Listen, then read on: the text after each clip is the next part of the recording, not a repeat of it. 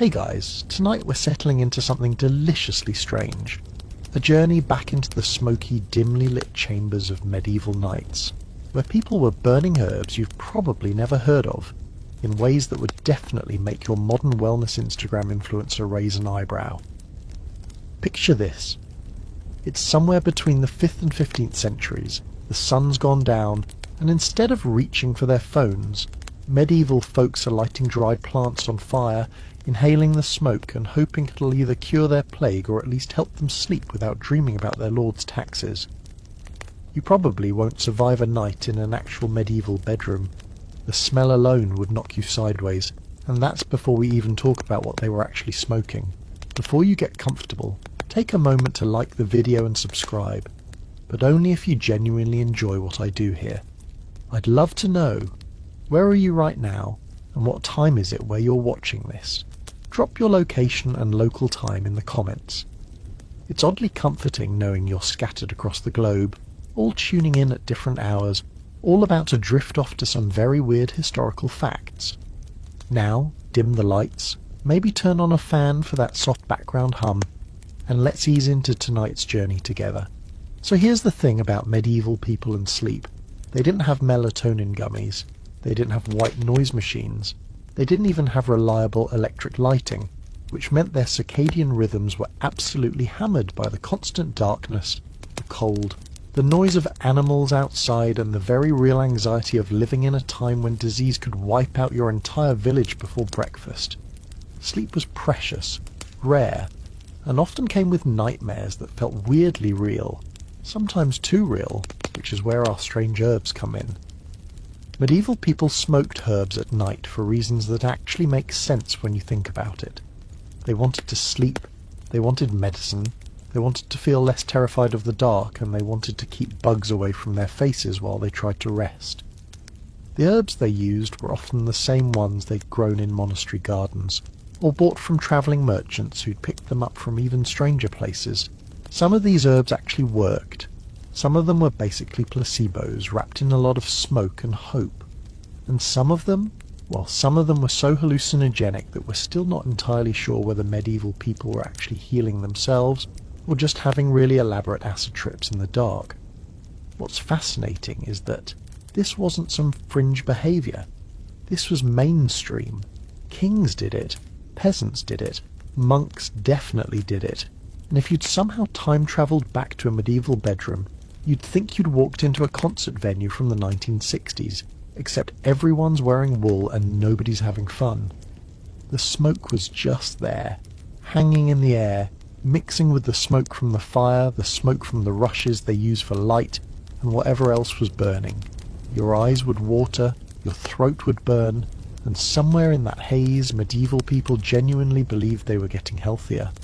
One mainstream historical fact worth knowing right now: monasteries across Europe kept detailed records of the herbs they cultivated, and many of those records explicitly mention nighttime use, burning them, steeping them, or stuffing them into pillows. These weren't secret practices. They were documented, prescribed, and considered part of basic medicine. Here's a quirky detail that'll stick with you. Some medieval texts refer to certain herbs as night plants, which was the medieval way of saying stuff that makes you feel weird and might help you sleep, or might make you see things. There's actually no clear distinction in the old manuscripts between medicinal and hallucinogenic, partly because medieval people weren't entirely sure there was a difference, and partly because if something made you sleep, who cared if you had to hallucinate a little bit first?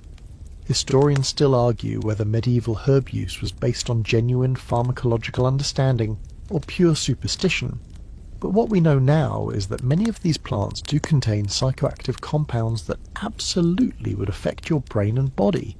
So our ancestors weren't entirely wrong, even if they didn't understand the mechanisms. The medieval night was fundamentally different from your night.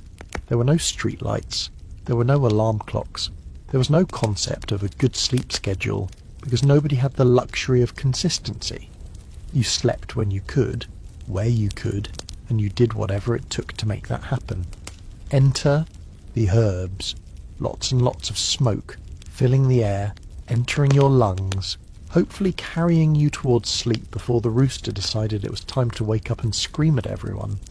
We're going to walk through these herbs one by one, meet the people who are selling them, understand why they were burning them, and figure out whether our ancestors were genuinely onto something or just really committed to self-medication in the dark.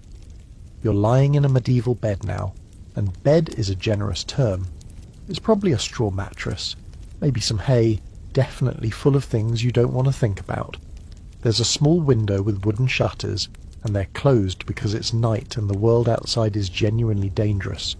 A candle flickers somewhere, but not near you. Candles were expensive, so there's probably just a rushlight.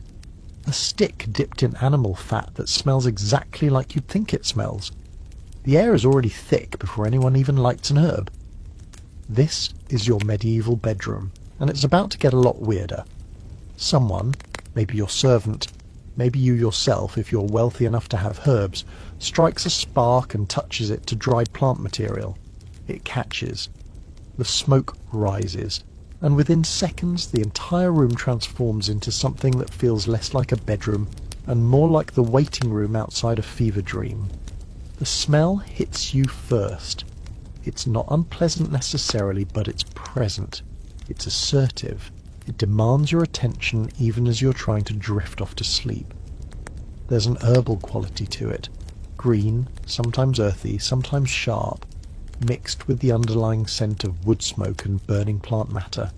If you've ever stood too close to a bonfire that someone decided to throw herbs onto, you have a faint idea of what this is like. Except this is indoors, in your bedroom, where you're supposed to be sleeping. The smoke doesn't rise neatly like in those aesthetic Instagram videos of people burning sage in their minimalist apartments. No, this smoke curls and hangs and settles into every corner. It gets into your hair. It coats your throat. It makes your eyes water slightly, which is not ideal when you're trying to sleep. But medieval people were committed to their practices, so they just accepted the watery eyes as part of the treatment. The smoke catches the candlelight, or rushlight, or firelight from the main room if you're sleeping somewhere with access to a hearth. And you can actually see it now, thick and visible, drifting through the darkness like some kind of supernatural presence, which, to be fair, medieval people sometimes thought it was. What's interesting is that the smoke wasn't just in the wealthy bedrooms. Sure, nobles got better quality herbs, more fragrant ones, possibly ones that were more likely to actually help them sleep. But even peasants in their single-room hovels were doing this. They might not have had mandrake or henbane, those were expensive, but they had mugwort, they had sage, they had whatever they could grow or afford. The principle was the same. Light it, let it burn, breathe it in, hope for sleep. The difference was that a peasant's hovel was so small that the smoke would fill the entire space within minutes, creating an almost suffocating cloud that everyone inside had to navigate. A noble's bedroom at least had higher ceilings and better ventilation. The physical sensations you're experiencing in this medieval bedroom were actually pretty important to understanding why people did this. First, there's the respiratory effect. Smoke is irritating. It makes you cough a little, which brings up phlegm, which medieval people thought was clearing out the bad humours from your chest. Modern medicine would call this ineffective at best and harmful at worst, but the sensation of coughing something up creates a feeling of doing something. In a time when most medical interventions consisted of prayer and hope, the act of physically coughing felt like progress. You're taking an active role in your own health. The smoke is literally inside you, doing something, changing something. That feeling matters. Second, there's the chemical effect on your nervous system. Many of these herbs contain compounds that actually are sedating, or mildly psychoactive. So your lungs are absorbing these compounds, your bloodstream is processing them, and your brain is genuinely starting to feel different. The effect might be subtle. You might just feel slightly drowsy, slightly disconnected, or it might be dramatic depending on the herb and the dose. Either way, you're experiencing something real. Your pupils might dilate. Your perception of time might get a little fuzzy. The boundaries between reality and imagination start to blur. And in the darkness, with smoke swirling around you, that blur feels mystical. That blur feels like medicine. That blur feels like the herbs are working. Third, there's the psychological component. You've been told your entire life, by healers, by monks, by neighbours, by anyone with any social authority, that this herb smoke will help you sleep. You've probably watched other people do it. You've heard stories about how well it works. You have a whole framework of belief wrapped around this practice. So when you lie down, the smoke rises around you, and your brain is primed to feel sleepy. Placebo is real, and in a time before placebos had a name, it was doing a lot of heavy lifting in the medieval medicine cabinet. Here's a mainstream historical fact. Medieval medical texts, particularly those translated from Islamic and Greek sources, explicitly recommend the burning of herbs in bedrooms as a standard treatment for insomnia and various ailments. This wasn't folklore. It was learned medicine, written down by educated physicians, approved by the church, mostly, and considered sophisticated treatment. A quirky detail. Some medieval people would hang entire bundles of dried herbs above their beds, letting them dry further in the warmth of their body and the room, which meant they were constantly releasing small amounts of volatile oils into the air they were breathing. It's like the Victorian version of a diffuser, except less controlled and more, whatever happens, happens. Historians still argue whether the medicinal properties of these herbs were effective enough to justify their use, or whether medieval people were essentially just getting placebo effects enhanced by low-grade hallucinations and then calling it medicine.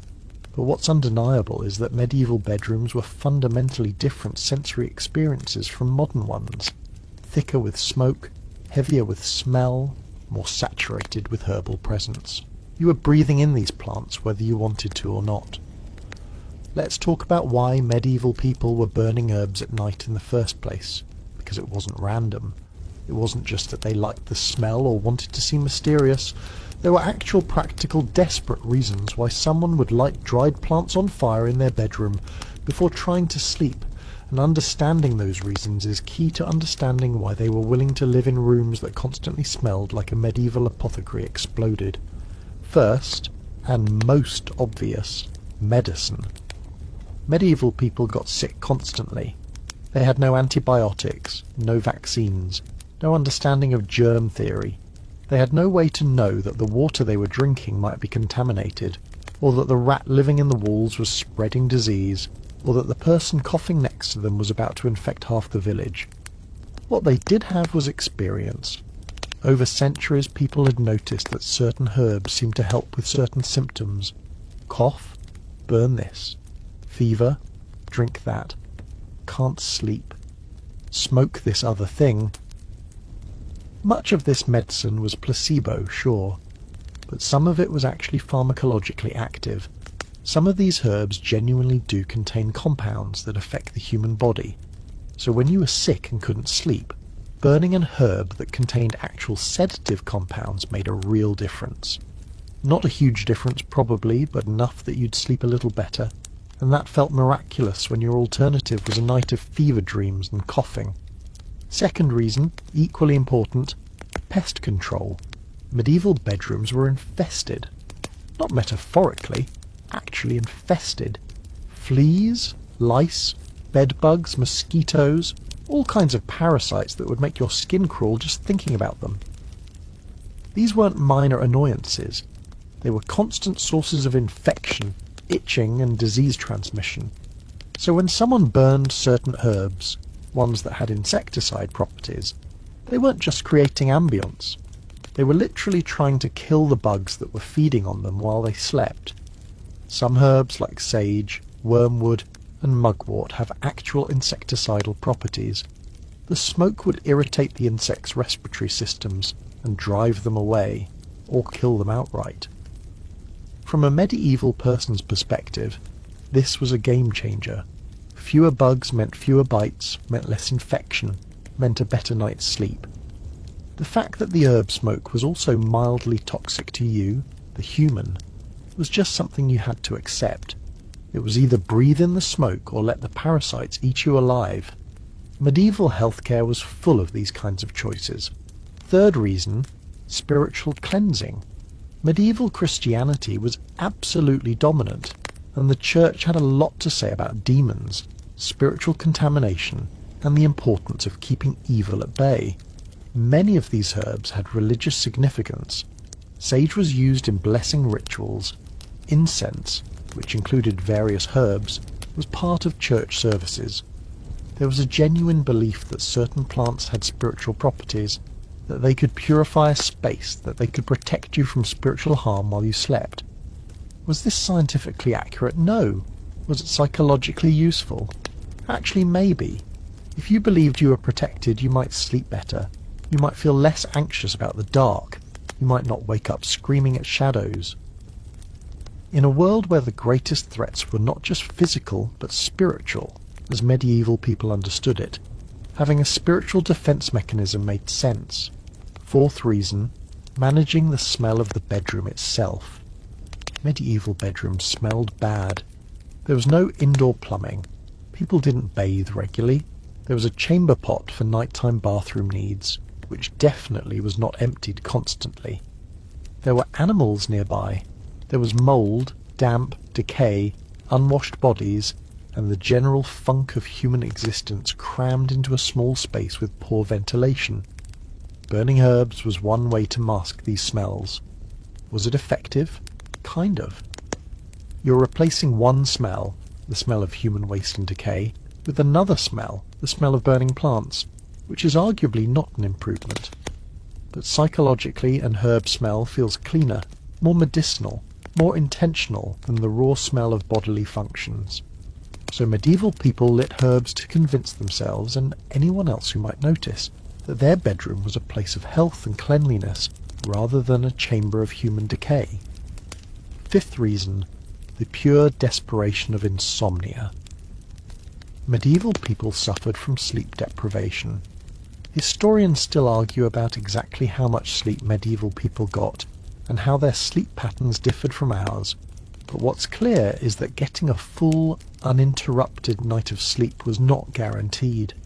Between cold, hunger, noise, anxiety, illness, and the simple fact that their lives were objectively terrible by modern standards, medieval people were tired and desperate.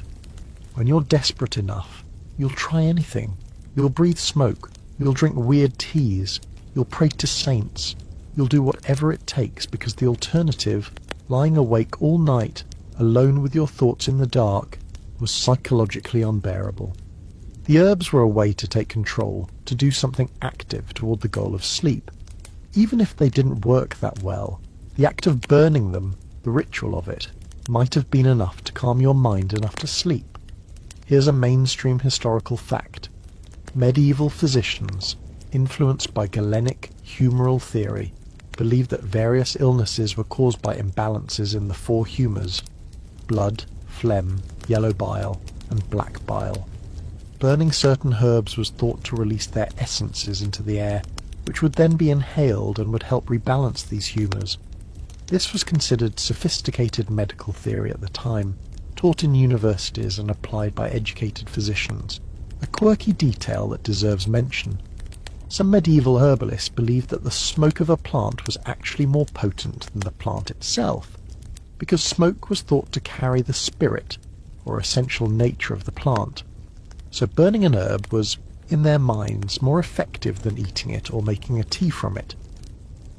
This belief led to a lot of burning of herbs that probably didn't taste great but smelled interesting.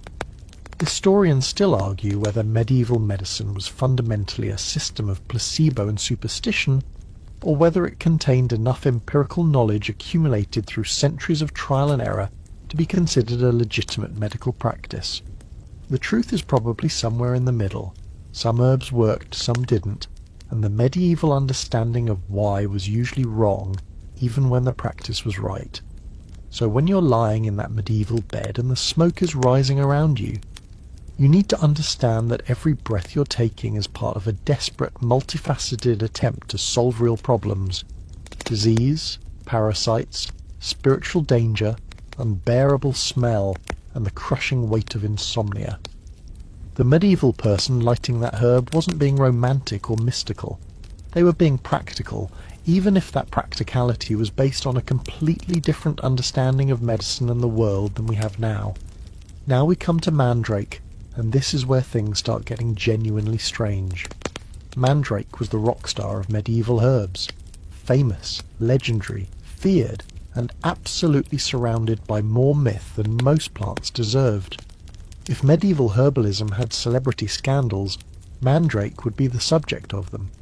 People whispered about Mandrake, they told stories, they did elaborate rituals just to harvest it. And the reason they were so obsessed with it, despite or because of its reputation, is that Mandrake might have been one of the few medieval herbs that genuinely did something powerful to your consciousness. Let's start with what Mandrake actually is. It's a plant with a root system that, if you squint and use your imagination, sort of looks like a human figure. It has a thick taproot that can fork into what looks like legs. It has small branches that vaguely resemble arms. If you're medieval and you believe that plants can have magical properties hidden inside them, a root that looks like a tiny human is basically screaming, "I'm magic." It's the kind of thing that once you see it, you can't unsee it. And medieval people definitely saw it. They saw it, they got excited, they started telling stories, and those stories took on a life of their own. The Mandrake story that captured medieval imagination was the Screaming Mandrake legend. According to this mythology, if you tried to pull a mandrake root out of the ground, the plant would scream. Actually scream, a sound of such terrible power that anyone who heard it would either die instantly or go insane. Therefore, harvesting mandrake required an elaborate ritual. You couldn't just dig it up. You'd bring a dog, or in some versions a virgin, which raises questions about medieval culture that we probably shouldn't explore too deeply. You'd tie the dog to the plant, you'd chant some kind of blessing or spell. There were many variations. Then you'd leave, covering your ears or running away, and the dog would pull up the root, presumably while screaming in canine agony, and the plant would emit its terrible scream, but at least you weren't there to hear it, so you'd survive. Was any of this true? No. There's no evidence that mandrake roots scream. But here's what's fascinating. There's a plausible explanation for why medieval people believed this story. Mandrake contains several alkaloid compounds, scopolamine, hyoscyamine, and atropine, which are psychoactive and hallucinogenic. If you're harvesting mandrake and you're breathing in dust from the roots, or if you've already ingested some of the plant and you're hallucinating, the experience could absolutely feel like the plant is screaming at you. You might hear things that aren't there. You might feel overwhelming dread or euphoria. You might be convinced you've encountered something supernatural. And if you're passing this story on, I tried to dig up mandrake and it screamed at me. Your listeners have no reason to doubt you. They don't understand pharmacology. They understand that you encountered something powerful and frightening, therefore the plant must scream. Mandrake's reputation as a nighttime plant was partly due to these hallucinogenic properties. Medieval people who used mandrake, and some definitely did, despite the danger and the elaborate mythology, would experience something genuinely altered. They might sleep, yes, but they'd sleep while hallucinating. They'd have strange dreams. They'd wake up feeling like they'd been on a journey to another world. And to someone who didn't understand hallucinogens, that would feel like proof of the plant's power. They'd assume the plant was doing something mystical, something spiritual, something beyond normal understanding. The fact that it was just messing with their brain chemistry, well, medieval people didn't have a concept for that, so it just confirmed the magic. The use of mandrake in medieval nighttime routines was complicated. Some people would burn it, inhaling the smoke and the alkaloid compounds it released. Some would make an extract and apply it to the skin, which could absorb through the skin, especially if there were any cuts or abrasions. Some would make a tea, though this was incredibly dangerous because the alkaloid content varied wildly depending on which part of the plant you used and how you prepared it. A dose that helped you sleep could become a dose that poisoned you, and there was no way to know the difference until you'd already taken it. Medieval people knew this was risky. Some herbals actually warned against using mandrake, or recommended it only in the smallest possible doses, or suggested it should be reserved for only the most desperate situations, but people used it anyway. Why? Because the effect was real. Because even if you had a 50-50 chance of either sleeping deeply, or hallucinating intensely, or possibly dying, sometimes that seemed better than the alternative of lying awake all night. Because medieval nighttime was terrifying, and if a plant could transform that terror into something else, even something strange and hallucinatory, maybe that was worth the risk. Here's a mainstream historical fact. Mandrake appears in medical texts from ancient times through the medieval period and beyond, always mentioned as a powerful plant with significant dangers.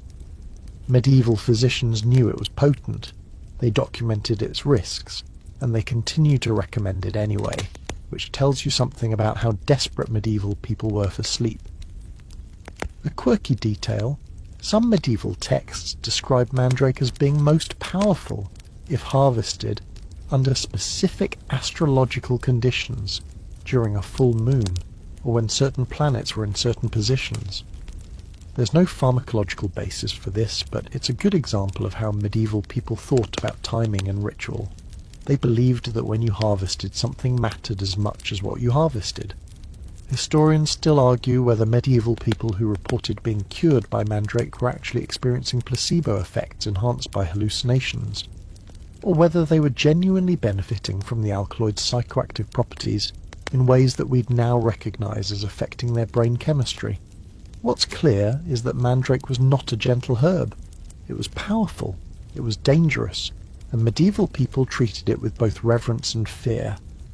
The screaming root, the tiny human-shaped plant, the legendary hallucinogenic root that could kill you just by hearing it scream. All of this made mandrake the perfect symbol for medieval nighttime herbalism. It was exotic, it was dangerous, it was surrounded by ritual and legend, and it actually genuinely did something to your consciousness, which probably felt like magic when you didn't understand alkaloids and psychoactive compounds.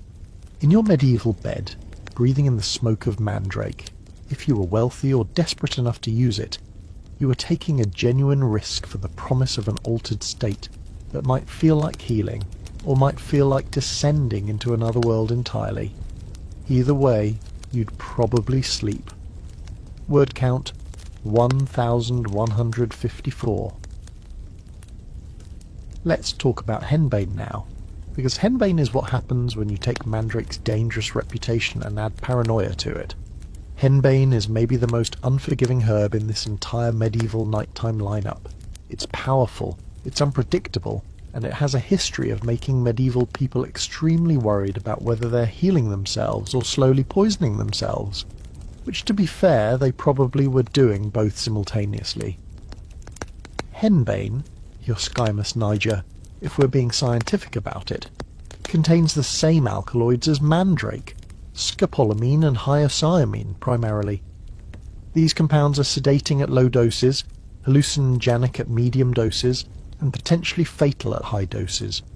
The problem is that the alkaloid concentration in henbane plants varies wildly depending on growing conditions, soil composition, time of harvest, and about 50 other factors that medieval people couldn't possibly control or measure. So when you harvested henbane and prepared it for burning or smoking, you had absolutely no way of knowing whether you were about to have a gentle, sleepy evening or an intense hallucinogenic experience, or fall into an unconscious state from which you might not wake up. Medieval people knew this. They weren't stupid. The herbals and medical texts of the period are absolutely full of warnings about henbane. Use with caution. Very dangerous. Should be used only in the smallest doses. Can cause death. These aren't casual warnings, these are physicians and herbalists saying, this plant will kill you if you're not careful, but also it kind of works, so use it anyway. There's a resigned quality to some of the historical text about henbane, as if the writers understood that people were going to use it regardless of the warnings, so they might as well provide instructions that might, possibly, prevent the worst outcomes. The thing about henbane is that its effects are genuinely unpredictable in a way that's different from mandrake. Mandrake tends to produce a similar type of experience each time: intense hallucination, sense of otherworldliness, sometimes terror, sometimes euphoria. Henbane is all over the place. One dose might put you to sleep for hours. The next dose, prepared from the same plant at the same time of year, might produce intense anxiety and paranoia. A third dose might cause complete unconsciousness. A fourth might kill you.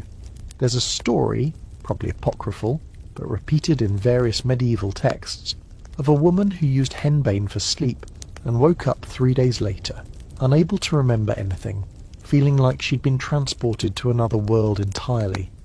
Was that henbane, or was that the medieval equivalent of telling ghost stories? Probably both. So why did medieval people use it? The same reason they used mandrake, because they were desperate, because insomnia was ruining their lives, because the alternative to sleeping was lying awake in the dark, anxious and cold and aware of every danger lurking in the shadows, real and imagined. And because henbane, when it worked, actually worked. It didn't just help you fall asleep, it could put you into a deep, profound sleep from which nothing could wake you. If you were working a physically exhausting job, if you were recovering from an illness, if you were genuinely sleep deprived to the point of hallucinating anyway, a drug that could force you into unconsciousness might seem like exactly what you needed. Risks be damned. Medieval people prepared henbane in various ways.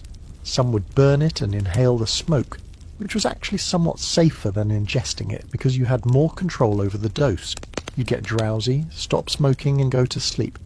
Some would make a tea, which was incredibly risky because there was no way to know how much alkaloid you were getting. Some would make an ointment or salve and rub it on their skin, which allowed for some absorption through the skin. Some would stuff dried henbane into pillows, banking on the idea that sleeping on a pillow full of a hallucinogenic plant would produce good results. This was probably not a great idea, but medieval people tried it anyway.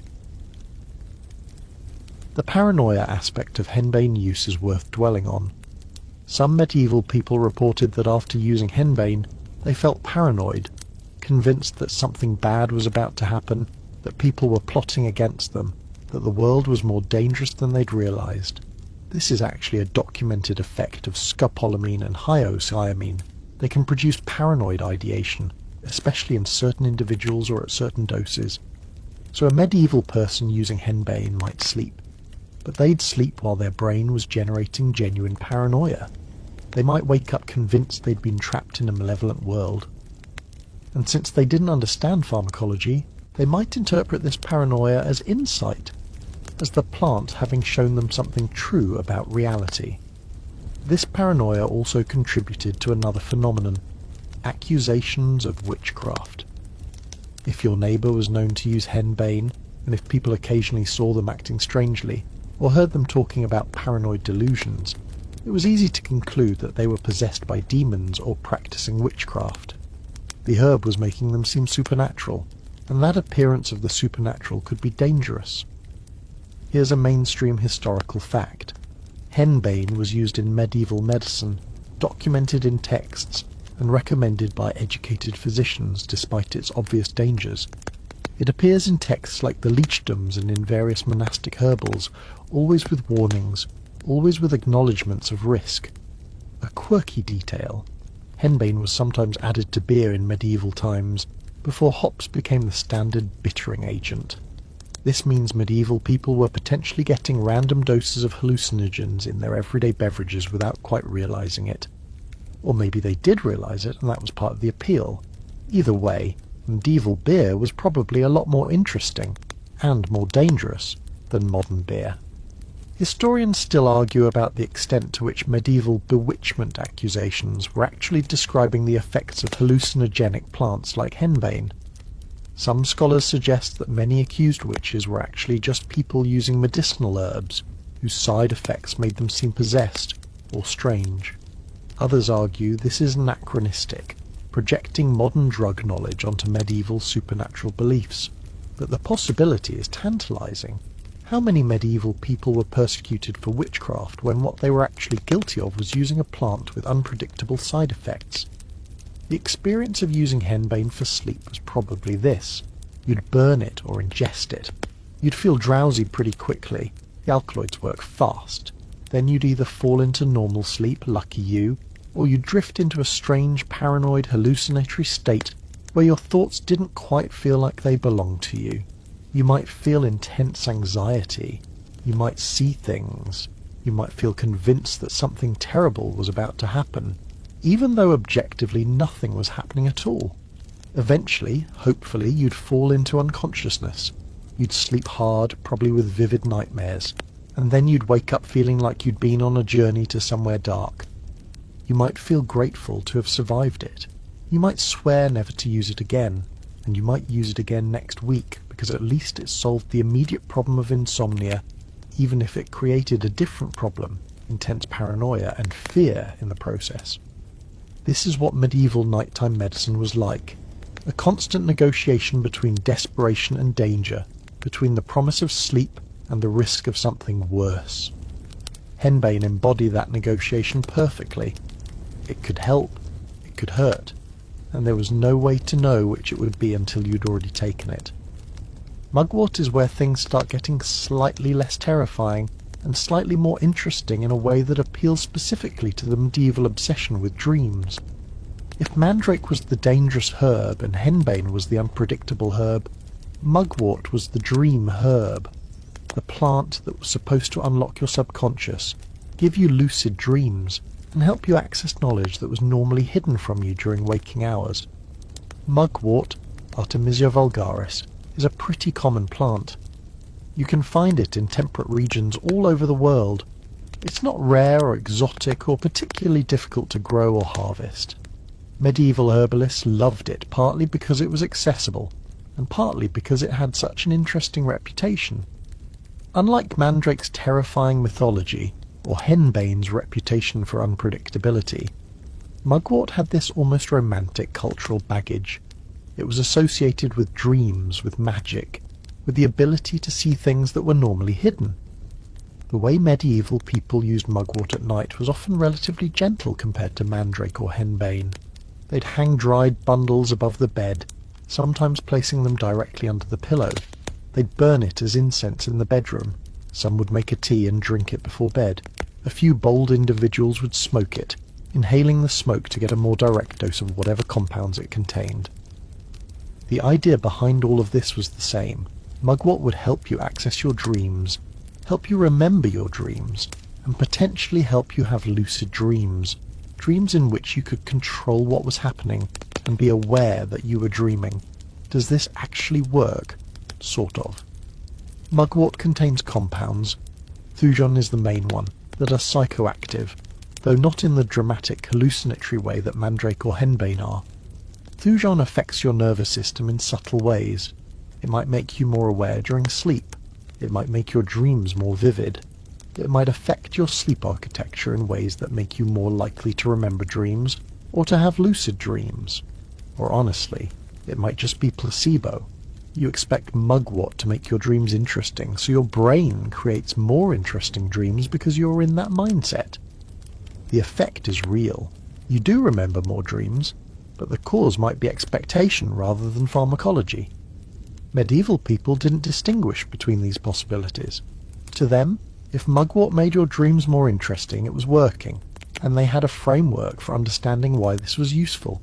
Dreams were messages from God or from spirits or from your subconscious. If mugwort helped you access your dreams, it was giving you access to information that was normally hidden from you. This was valuable. This was worth doing. There's something appealing about mugwort compared to the other herbs we've discussed. It's not terrifying. It doesn't have an elaborate mythology about screaming roots or deadly doses. It's just a plant that makes your dreams a little bit more vivid, a little bit more memorable. Medieval people who wanted to use herbs for sleep but weren't quite brave enough to risk mandrake or henbane might reach for mugwort instead. It was a middle ground, more interesting than chamomile, less dangerous than the heavy hitters.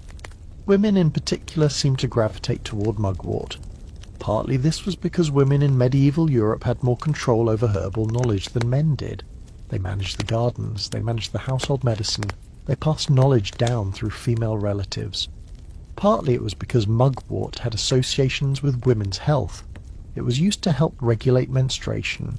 It was used to help with childbirth. It had a long history of being part of women's magical and medical knowledge.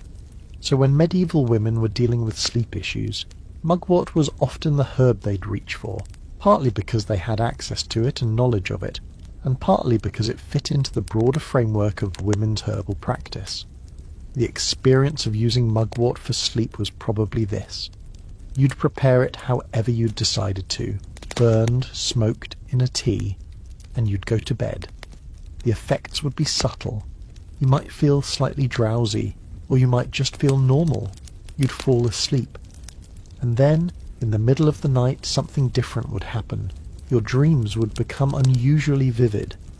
You'd remember them more clearly than usual. You might have the strange experience of being aware within the dream that you were dreaming. You could potentially direct the dream, make it go the way you wanted, wake yourself up if things got too strange. This is lucid dreaming, and if mugwort actually made it easier to achieve, that would have felt genuinely magical to someone who'd never experienced it before.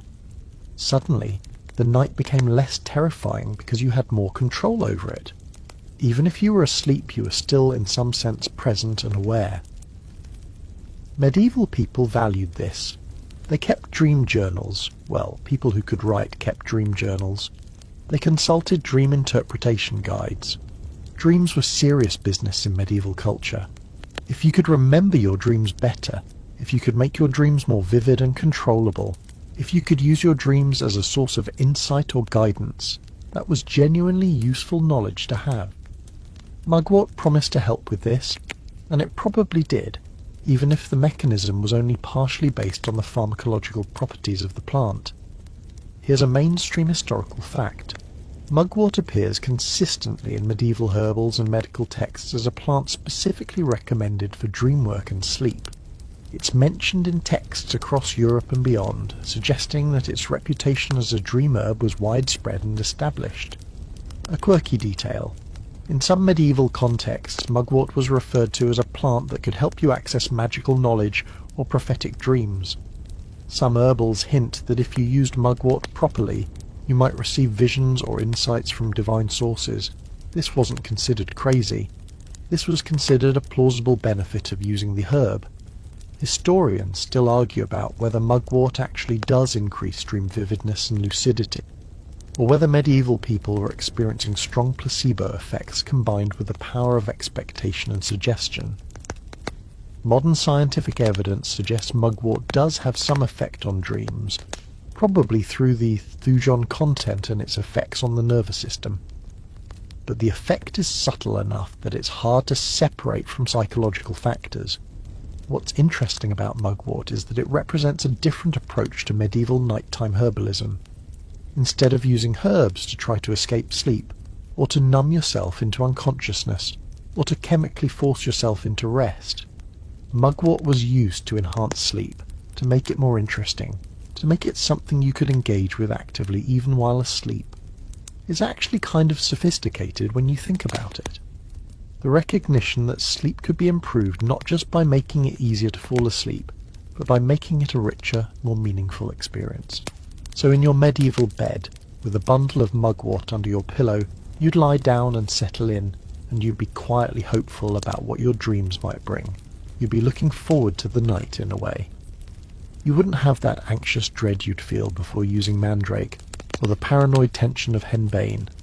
You'd just have this gentle expectation that tonight your dreams would be interesting, that you might learn something, that the night would be something other than just the period of unconsciousness that had to happen before you could get back to work tomorrow. For medieval people living in constant anxiety and danger, that shift in perspective, that possibility of making the night mean something, of accessing knowledge through dreams, might have been worth as much as actually sleeping well. Valerian is the herb that makes you understand medieval people's commitment to their nighttime practices, because valerian smells absolutely terrible, and yet medieval people burned it, smoked it, made tea from it, and stuffed it into pillows anyway. If you can tolerate doing something that smells this bad, you must really, genuinely want the benefit you think it's going to provide. Valerian, Valeriana officinalis, is a plant with small white or pale pink flowers and roots that smell like, well, imagine if you took all the worst smells you can think of. Old socks, rotten vegetables, a cat's litter box, the smell of decay, and combined them into one concentrated odour. That's approximately what valerian smells like. Some people describe it as earthy. Some people describe it as musty. Most people describe it as making them want to gag. Medieval people, given a choice between putting a pleasant-smelling herb in their bedroom and putting valerian in their bedroom, would choose valerian, because valerian actually worked. The reason valerian actually worked is that it contains compounds, valerianic acid and other volatile oils, that genuinely have sedative properties. Unlike mugwort, which might work through placebo and expectation, valerian works through actual pharmacology. It affects your nervous system, it promotes relaxation, makes falling asleep easier. Medieval people didn't know this in pharmacological terms, but they knew it empirically. Use valerian, sleep better. It's one of the most reliable herbs in the entire medieval nighttime pharmacopoeia. The problem was the smell. Seriously, the smell was an issue. Medieval bedrooms already didn't smell great, but adding valerian to the mix was a sacrifice. You were trading one bad smell, the smell of human decay, chamber pots, animals, for a different bad smell, valerian, in hopes of sleep. It was a lose-lose from an olfactory perspective, but from a sleep perspective, it was a win, and medieval people were pragmatic enough to accept bad smells in exchange for actual functional sleep. How medieval people used valerian varied.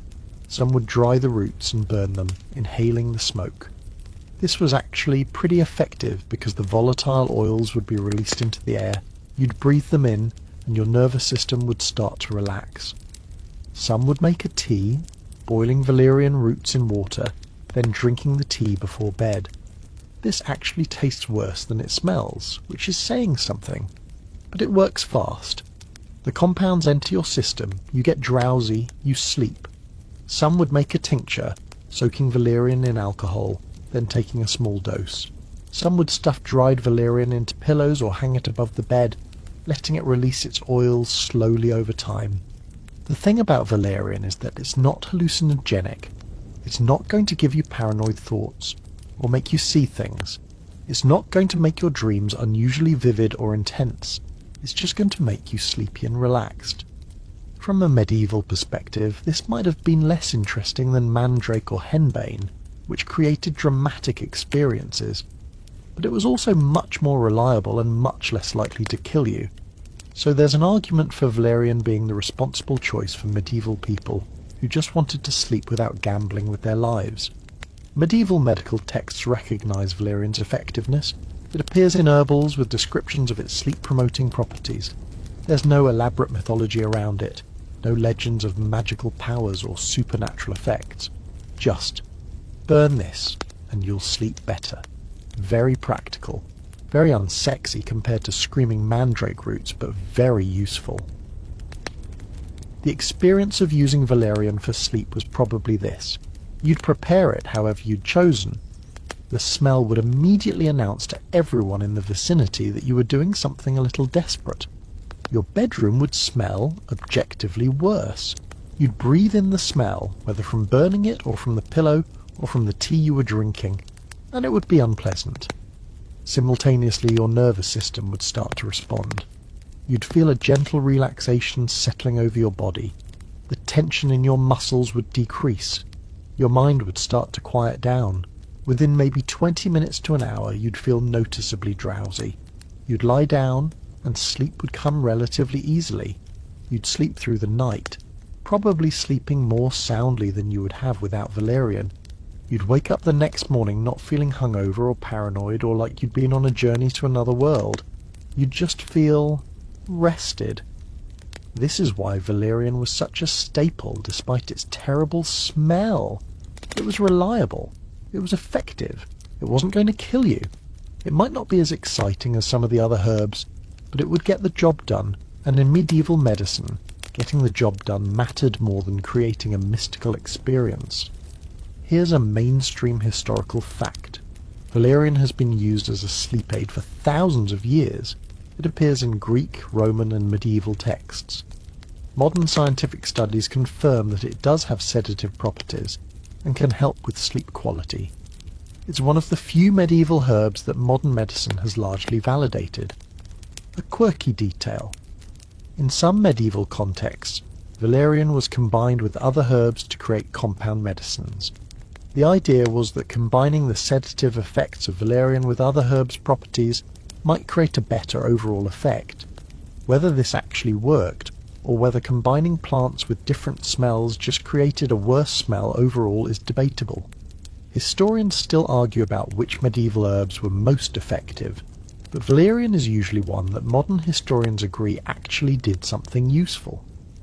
The combination of medieval documentation, modern scientific validation, and the fact that valerian is still used today as a sleep aid all point to, yes, valerian genuinely helped medieval people sleep better.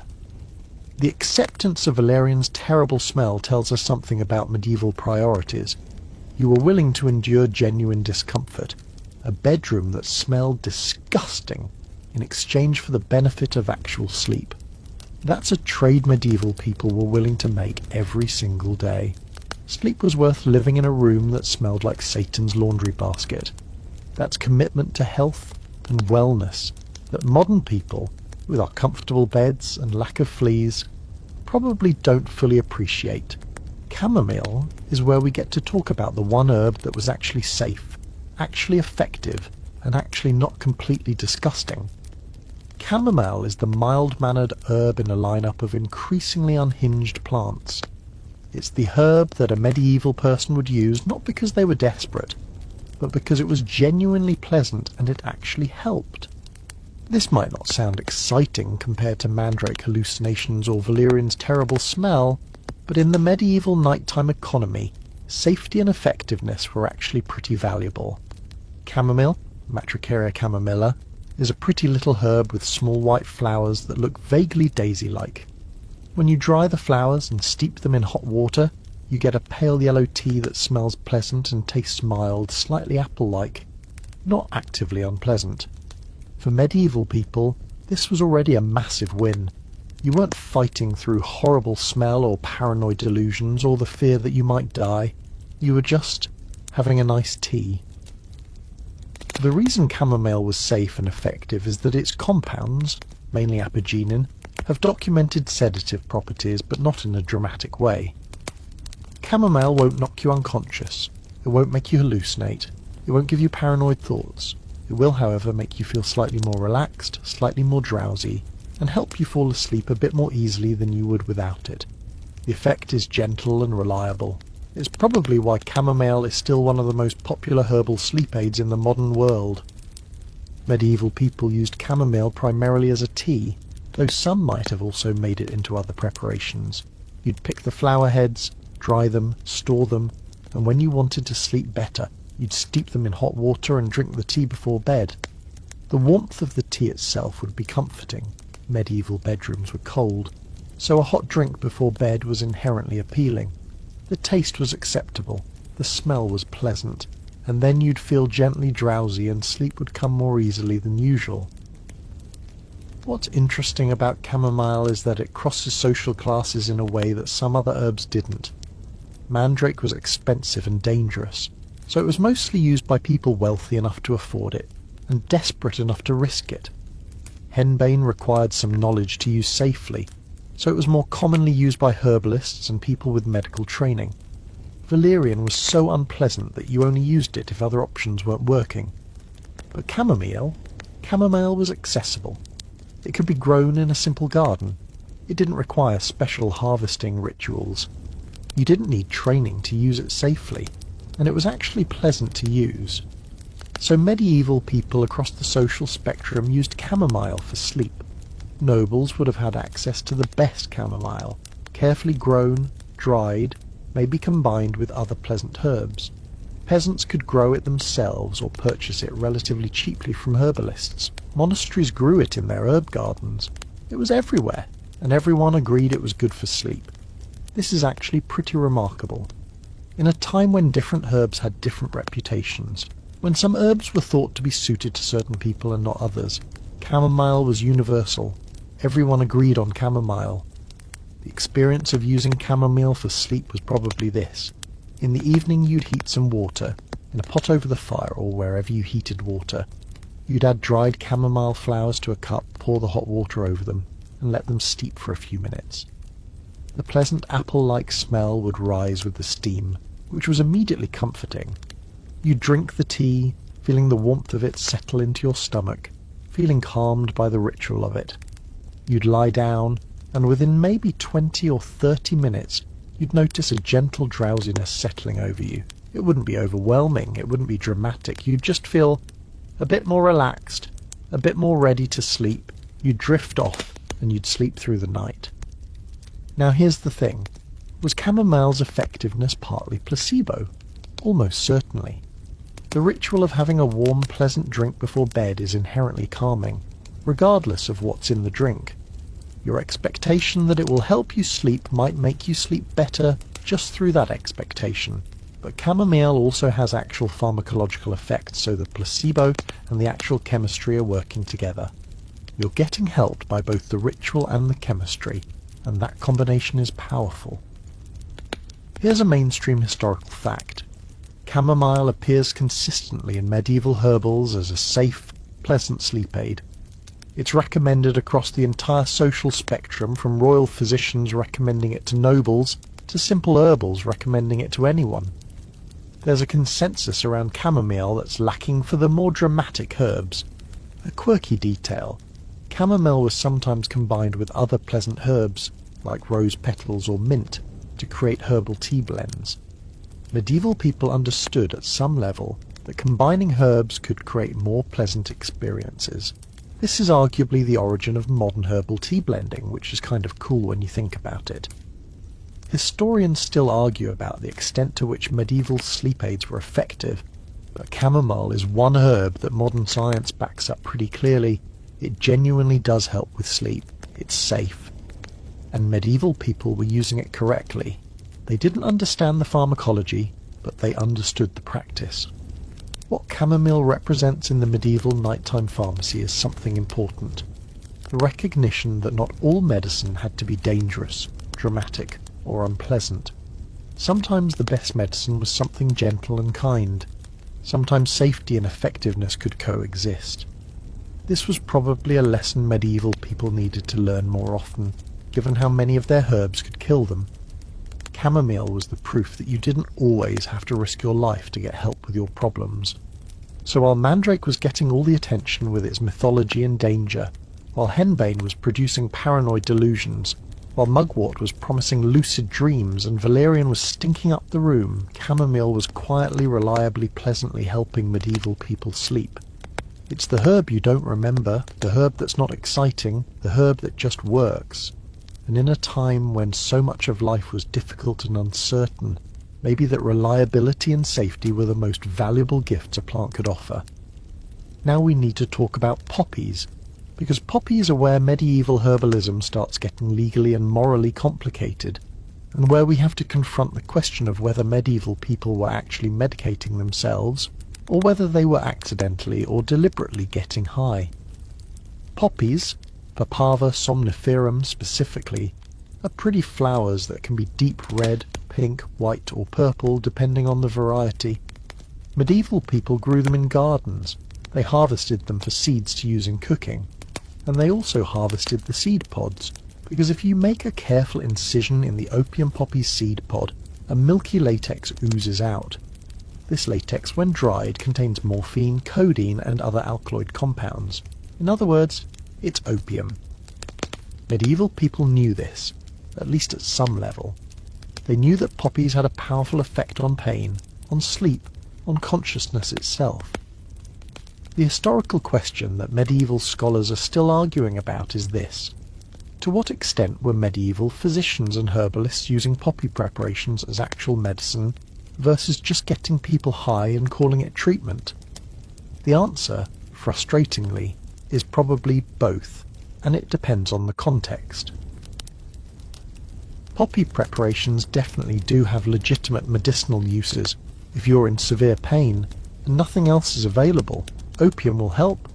If you're desperately insomniac and everything else has failed, opium will put you to sleep. Medieval physicians knew this. They documented it. They recommended it for severe cases. But opium also gets you high. It creates euphoria. It creates dependence. And medieval physicians might not have fully understood these side effects, or they might have understood them and decided they were acceptable trade-offs. How medieval people used poppy is important to understand. Some would make a tea from the seed pods or the seeds themselves. This would give you some of the alkaloids, though not as much as opium proper would. Some would make an extract, boiling poppy pods to produce a concentrated liquid that could be drunk. Some would, and this is documented in medical texts, actually work with raw opium, which could be smoked or taken orally or applied as a poultice. These preparations range from relatively mild, some poppy seed tea would have minimal narcotic content, to dramatically strong, raw opium would produce immediate and intense effects. The documented uses of poppy in medieval medicine included pain relief, insomnia, anxiety, and various illnesses. The idea was that poppy was a powerful medicine that should be reserved for serious cases. But the line between serious cases and any situation where someone wanted to feel better was probably pretty blurry in practice. If you were wealthy enough to afford poppy, you probably used it. If you were poor, you probably didn't have access to it, except maybe occasionally from an herbalist or physician. The experience of using poppy for sleep was probably this. If you were using a mild preparation like poppy seed tea, you'd feel mildly drowsy, maybe mildly euphoric, and you'd sleep. Nothing too dramatic.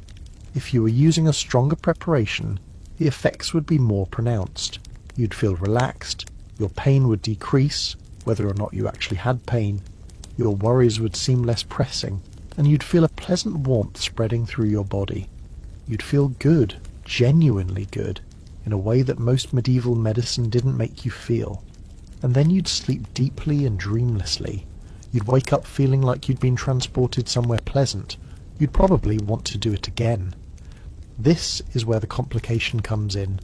Opium is addictive. Not everyone becomes addicted, but some people do, and there's no reliable way to predict who will.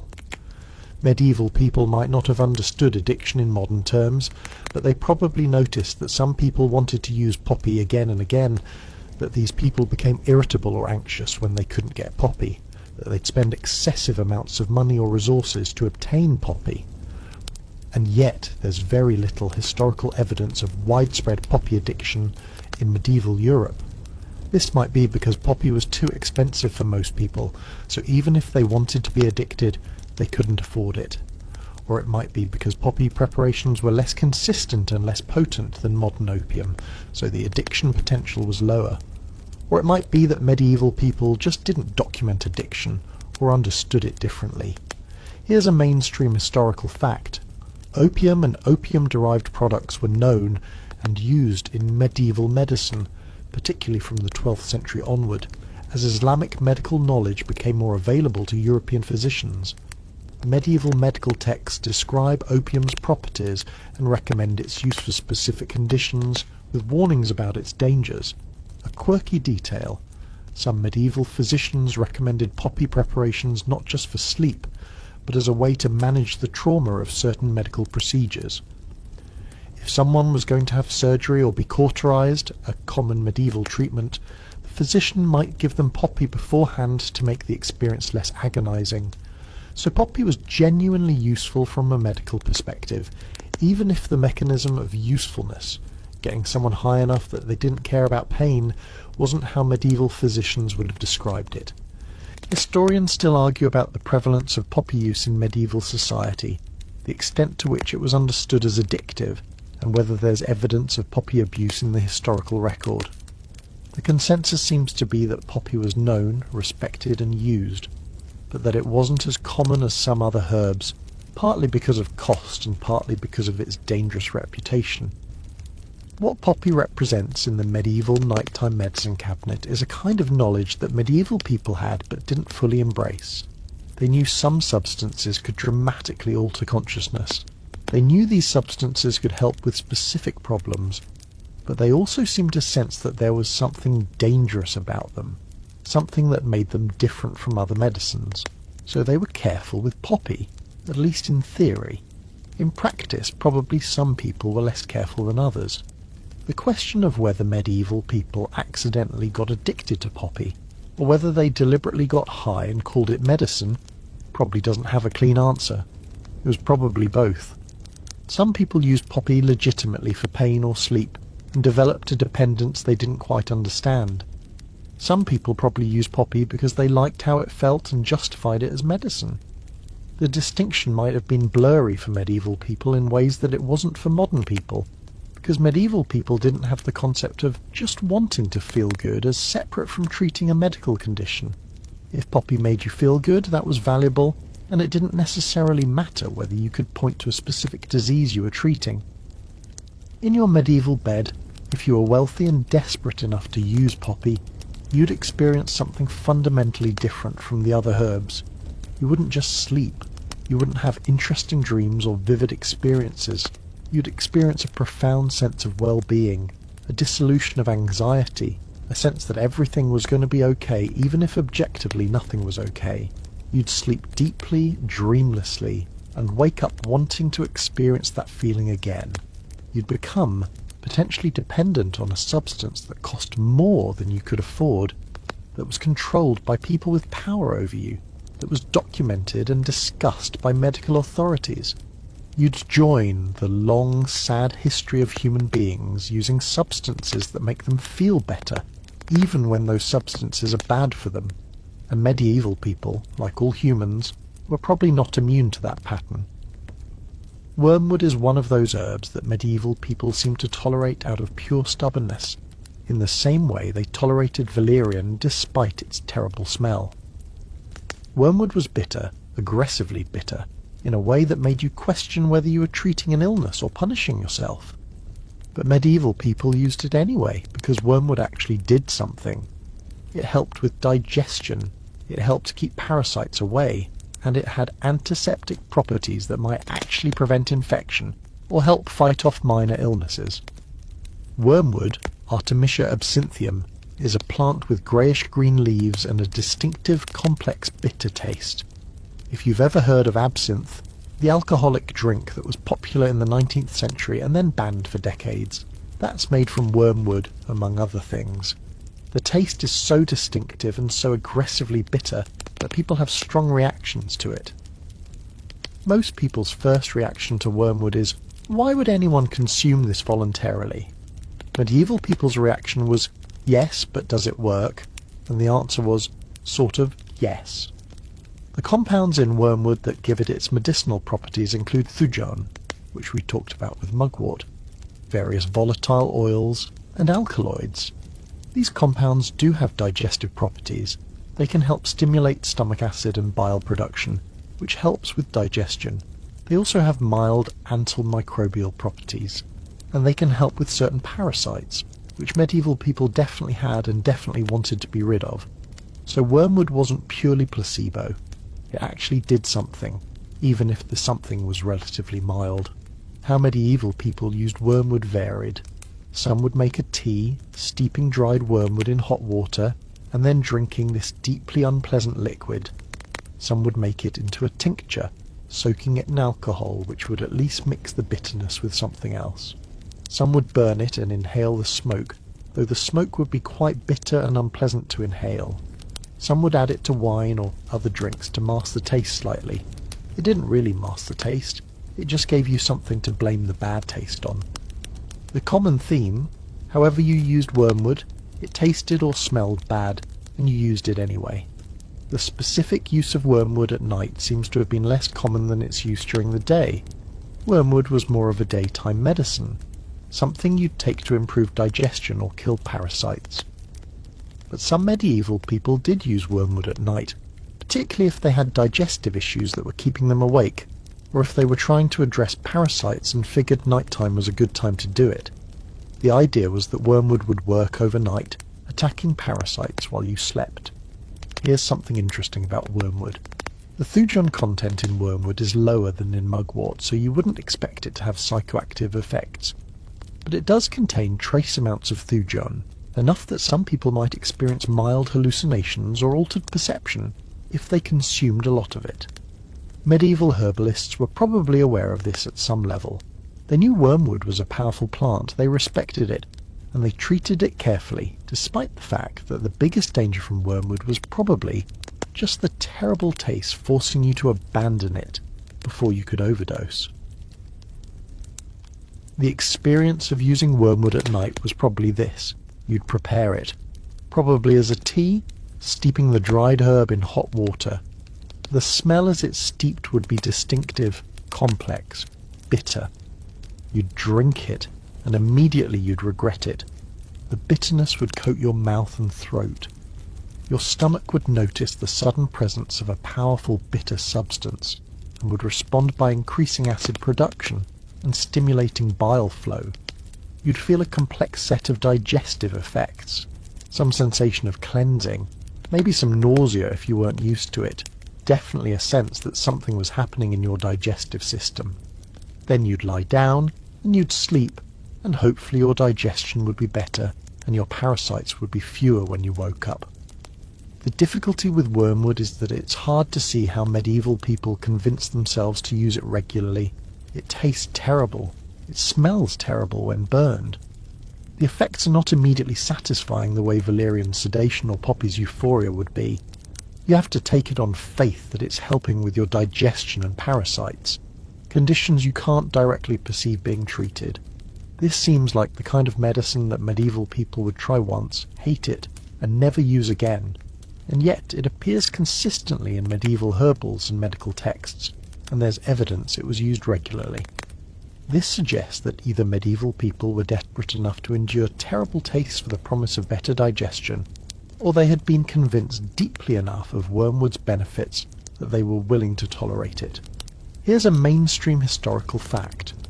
Wormwood appears in medical texts from ancient times through the medieval period and beyond. It's one of the oldest documented medicinal plants used by Greek, Roman, and medieval physicians. Its digestive and anti-parasitic properties were well understood by medieval standards. A quirky detail. Wormwood was sometimes used as a component in medicinal wines. Wine was mixed with wormwood extracts to create a medicine that was supposed to be more palatable. This creates a situation where medieval people were drinking a wine that was supposed to taste good, but tasted terrible because of the wormwood, and yet this was considered an improvement over just drinking wormwood tea. This says something about how bad wormwood tea must have tasted. Historians still argue about which medieval herbs had legitimate pharmacological effects versus which were primarily placebo or magical thinking. Wormwood is usually categorized as having legitimate pharmacological effects. The digestive stimulation and anti-parasitic properties are real. But how significant those effects were, and whether they were significant enough to justify the awful taste, is debatable. What wormwood represents in medieval nighttime herbalism is pragmatism, a plant that wasn't pleasant, wasn't exciting, had no glamorous mythology, but did something useful, and that usefulness was enough.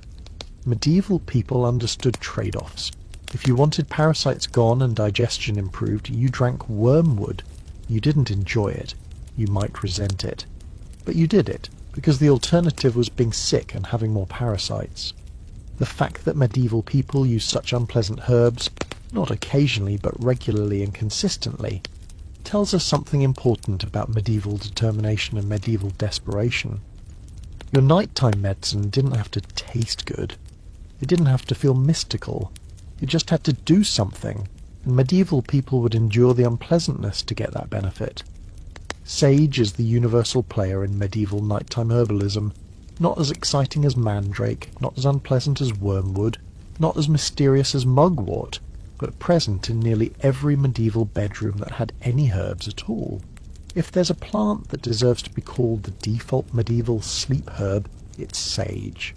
Sage, Salvia officinalis, is a woody herb with greyish-green leaves that are fuzzy to the touch.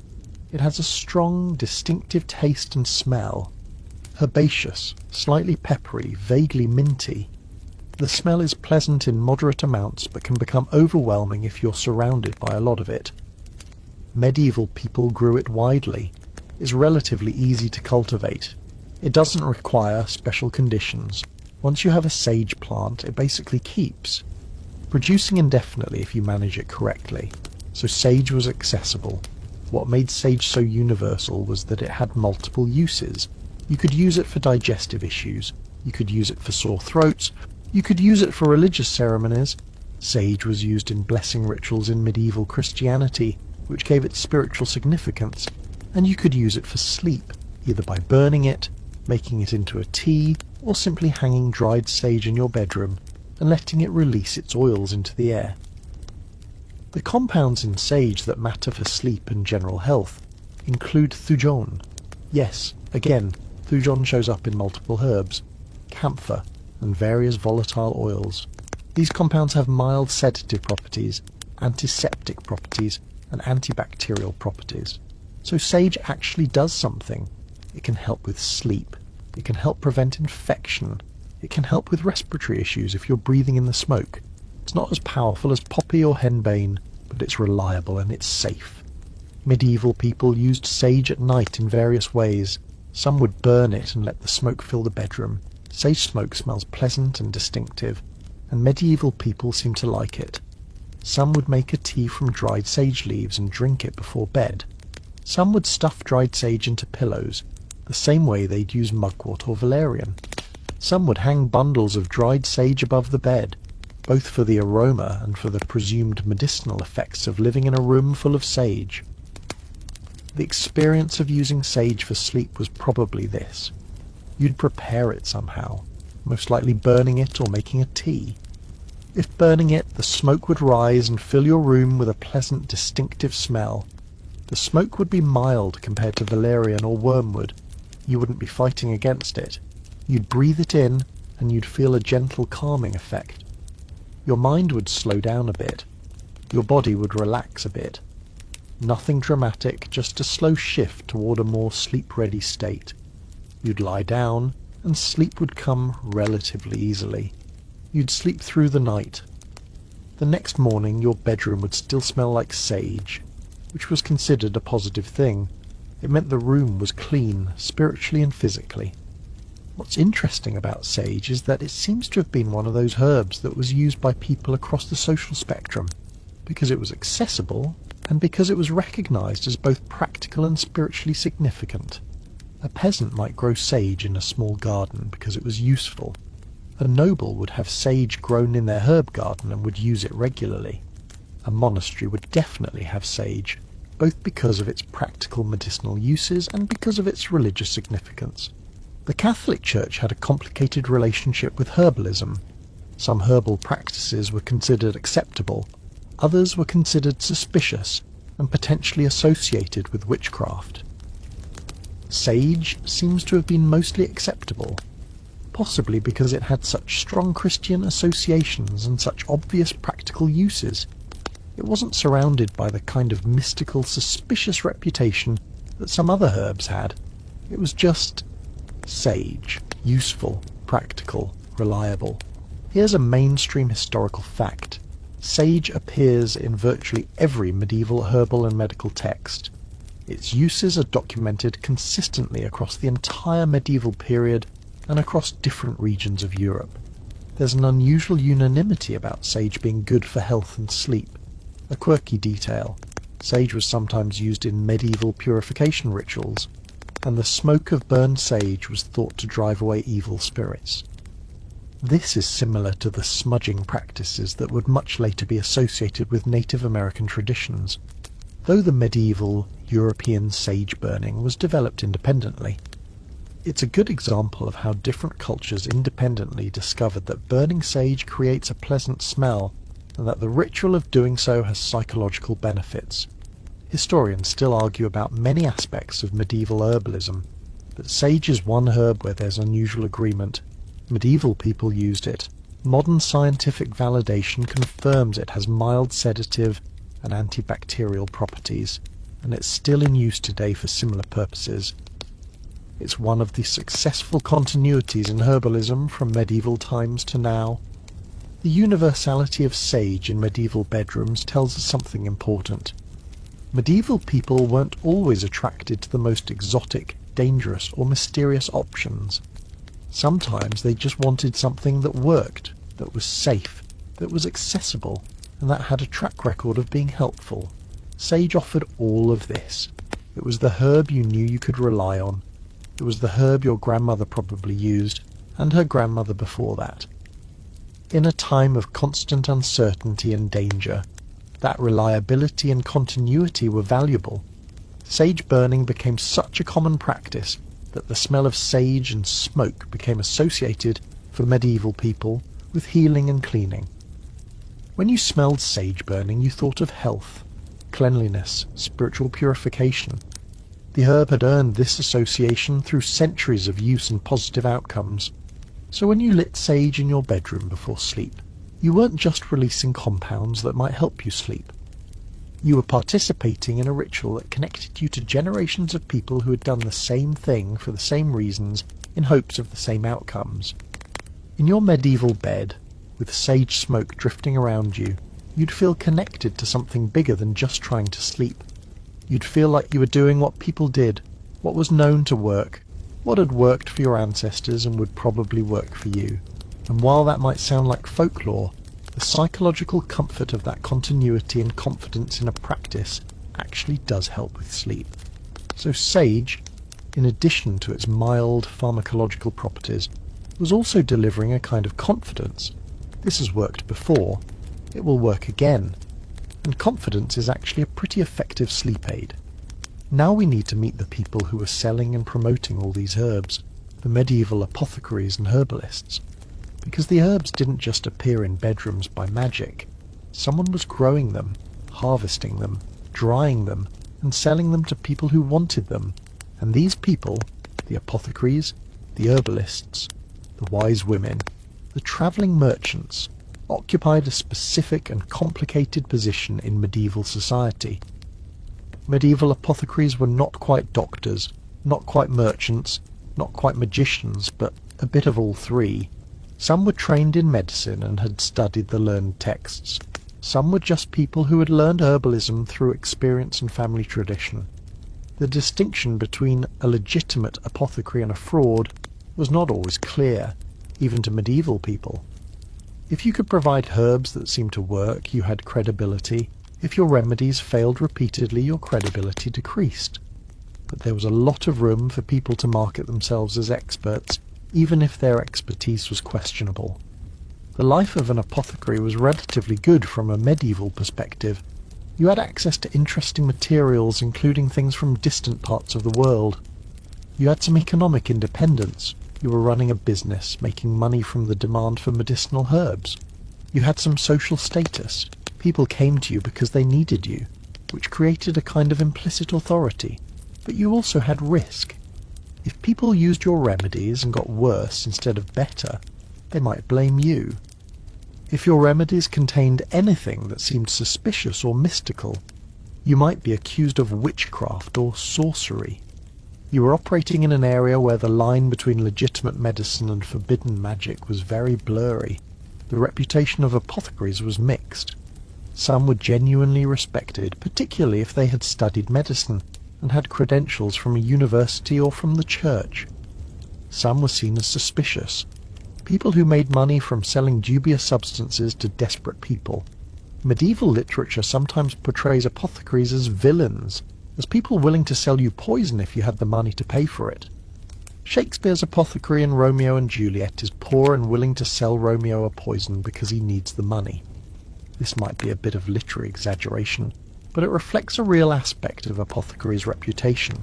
They were people who could provide dangerous substances if you wanted them and could pay for them. How apothecaries obtained herbs varied. Some grew herbs themselves, maintaining gardens of medicinal plants. Some purchased herbs from farmers or other gatherers. Some obtained them through trade networks that extended across Europe and into the Islamic world, bringing exotic herbs from distant places. A medieval apothecary might have access to herbs from Spain, from the Mediterranean, from the Near East, depending on trade routes and connections. These exotic herbs were expensive and were marketed as being more potent than common herbs. There was probably truth to this sometimes, and exaggeration other times. The apothecary's shop itself was an important location. It was where people came when they were desperate, when they were sick, when they couldn't sleep and had tried everything else. It was a place of hope, and also a place of uncertainty. You'd walk in and see jars and bundles and mysterious dried things hanging from the ceiling. You wouldn't necessarily understand what all of it was. The apothecary would explain, or would convince you that they understood, whether or not they actually did. You'd negotiate a price. You'd leave with your herbs and the hope that they would help. Some apothecaries were women, and these female apothecaries often had particularly interesting positions in medieval society. They had knowledge, which gave them power. They had economic independence, which was rare for medieval women. But they also faced suspicion more readily than male apothecaries did. If your remedies failed, people were more likely to wonder if you were actually a witch than if a male apothecary's remedies failed. The line between wise woman and witch was terrifyingly thin in medieval Europe. Here's a mainstream historical fact. Medieval apothecaries were gradually professionalized over the medieval period. By the later medieval period, apothecaries had guilds, had training standards, and had some degree of regulation. But in the earlier medieval period, the profession was much less regulated, and anyone with access to herbs and some ability to convince people of their efficacy could set themselves up as an apothecary. A quirky detail. Some medieval apothecaries would actually test their remedies on animals before selling them to humans, which shows that they had at least some understanding that the dose or preparation might be lethal. There are records of apothecaries deliberately limiting the concentration of certain herbs in their products to make them safer, which is a kind of proto-quality control. These apothecaries understood that their reputation depended on their remedies actually helping people, not poisoning them, so they had incentive to be careful. Historians still argue about the legitimacy of medieval apothecaries' medical knowledge. Some argue that apothecaries had accumulated real, useful knowledge through experience, and that their remedies often worked, at least somewhat. Others argue that apothecaries were primarily selling placebo and hope to desperate people. The truth is probably contextual. Some apothecaries were knowledgeable and careful, others were charlatans, and most were probably somewhere in between, doing their best with incomplete knowledge and questionable resources. The apothecary's role in medieval nighttime culture was specific. They were the people who could provide the herbs that you couldn't grow yourself, or that you didn't know how to prepare. If you wanted mandrake, you went to an apothecary. If you wanted a specific preparation of henbane that was supposedly less dangerous than others, you went to an apothecary. If you wanted someone to tell you what to use and how to use it, you went to an apothecary. They were the intermediaries between the herbs themselves and the desperate people who wanted to use them. The economics of the apothecary business are worth thinking about. Apothecaries charged money for herbs, which meant that wealthy people had better access to a wider variety of herbs than poor people.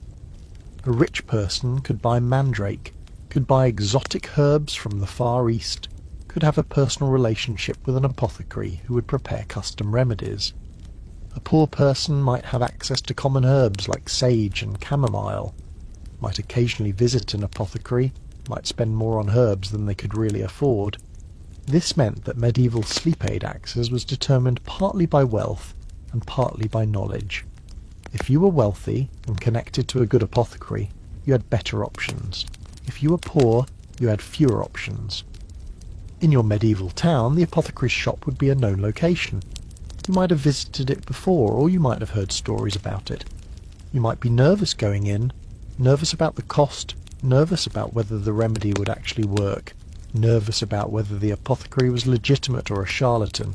You'd walk in, describe your sleep problems, and wait to see what the apothecary would recommend. They'd probably know you were desperate, because most people who came to apothecaries were desperate. They'd probably recommend something expensive if you looked like you could afford it, and something cheaper if you looked like you couldn't. They'd probably be convincing, because if they weren't convincing, you wouldn't buy anything, and then you'd take your herbs home and hope they worked. Now we need to talk about the women who were involved in herbalism, because herbalism was in many ways a female-dominated knowledge practice in medieval Europe. This was partly because women had control of the household medicine cabinet, partly because women passed herbal knowledge down through female relatives, and partly because women's position on the margins of society actually allowed them more freedom in some areas, particularly in areas that were considered suspect or marginal themselves. The medieval herbalist woman occupied an interesting position.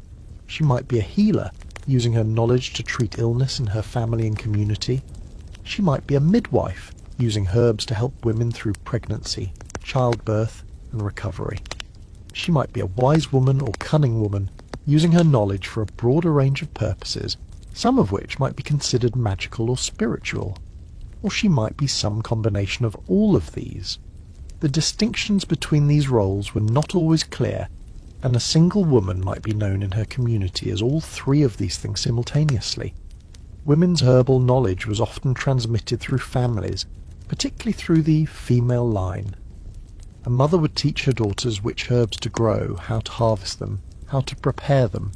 A grandmother would pass knowledge down. An older woman in the community might teach younger women. This created a kind of continuous knowledge tradition that existed outside of formal education and institutional structures. Men could access herbal knowledge through university training or through working with established apothecaries, but women accessed it through family and community networks, which was actually very effective because it meant the knowledge was embedded in practical experience and was tested by generations of actual use. The herbs that women particularly controlled were often the ones related to women's health. Herbs for menstruation, herbs for pregnancy, herbs for childbirth, herbs for recovery after birth. These were areas where women had experience that men didn't have, where women's knowledge was necessary because medieval physicians were often trained by other men and often did not attend births or deal with menstrual issues. So women developed sophisticated knowledge about these areas and controlled the herbal remedies related to them. This gave women a specific kind of power and authority.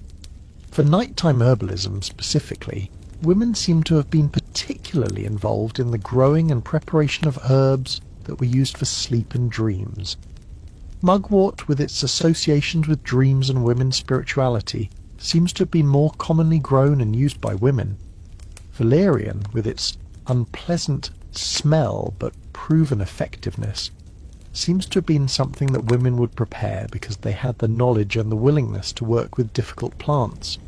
Chamomile, the safe and gentle herb, was probably widely grown and used by women in medieval households. The wise woman or cunning woman of a medieval community was often specifically someone with knowledge of herbs and their properties. She might be consulted when someone couldn't sleep, and she might provide herbal remedies, often along with rituals or blessings that were thought to enhance the herb's effectiveness. The combination of herbal knowledge and spiritual or magical knowledge gave these women authority and made them sought after, but it also made them dangerous in the eyes of the church and the authorities. If your herbal remedies worked, great. If they didn't work, you might be accused of witchcraft. Here's a mainstream historical fact. Women herbalists and healers appear frequently in medieval records, wills, legal documents, medical texts, literature. They are documented as having controlled herbal knowledge, and as having provided herbal remedies to their communities. This was a recognised role, even if it was sometimes precarious. A quirky detail: some medieval herbals appear to have been written by or for women, or at least reflect women's herbal knowledge. The Trochila texts, which deal with women's health, include herbal remedies for sleep, and include perspectives that seem to come from women's experience. These texts are evidence that women's herbal knowledge was documented and valued, at least in some contexts. Historians still argue about the extent to which women's herbalism was empowering versus constraining. Some argue that herbal knowledge gave women real power and authority in their communities. Others argue that this power was always precarious, always subject to being redefined as witchcraft, always contingent on the goodwill of men who could accuse women of sorcery. The truth is probably that it was both. Herbalism gave women some power, but it also made them more vulnerable in specific ways. The relationship between women's herbalism and witchcraft accusations is important to understand.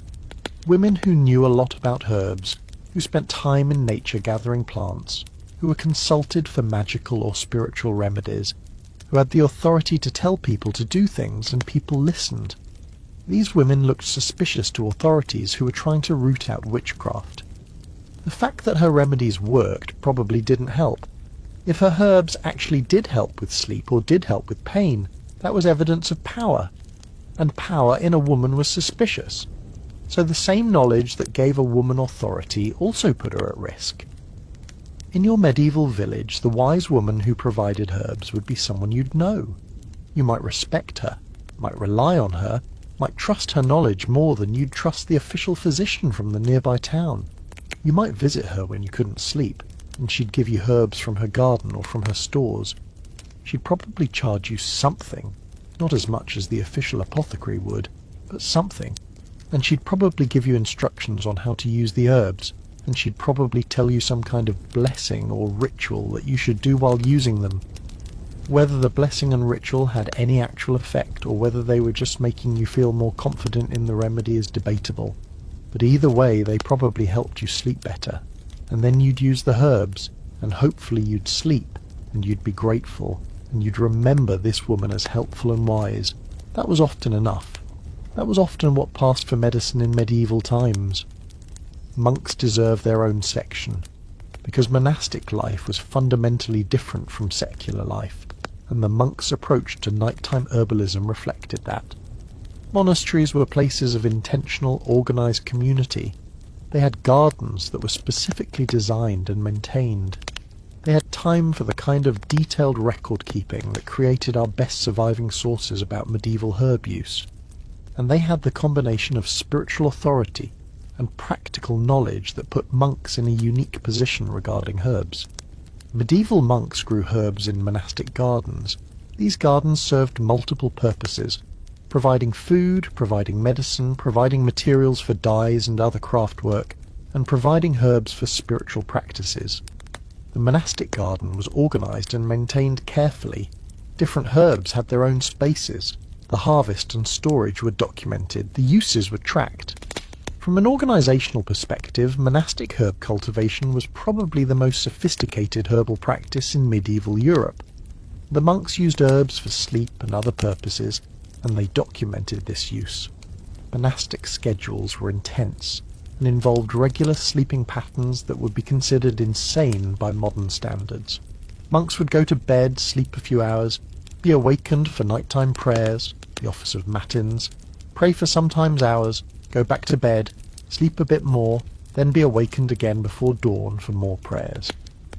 This fragmented sleep schedule was standard monastic practice, and it would drive most modern people insane.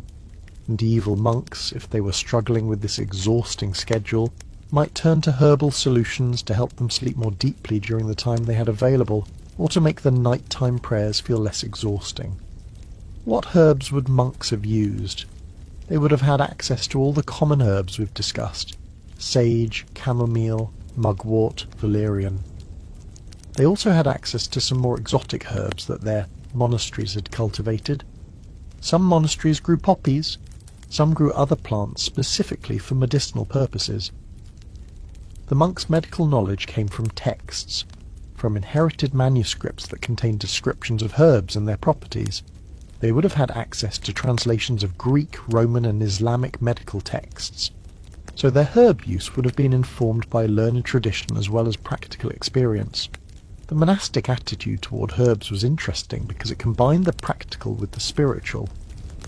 A monk might use an herb because it had documented medicinal properties in a text they'd read, and simultaneously because the herb itself was thought to have spiritual significance.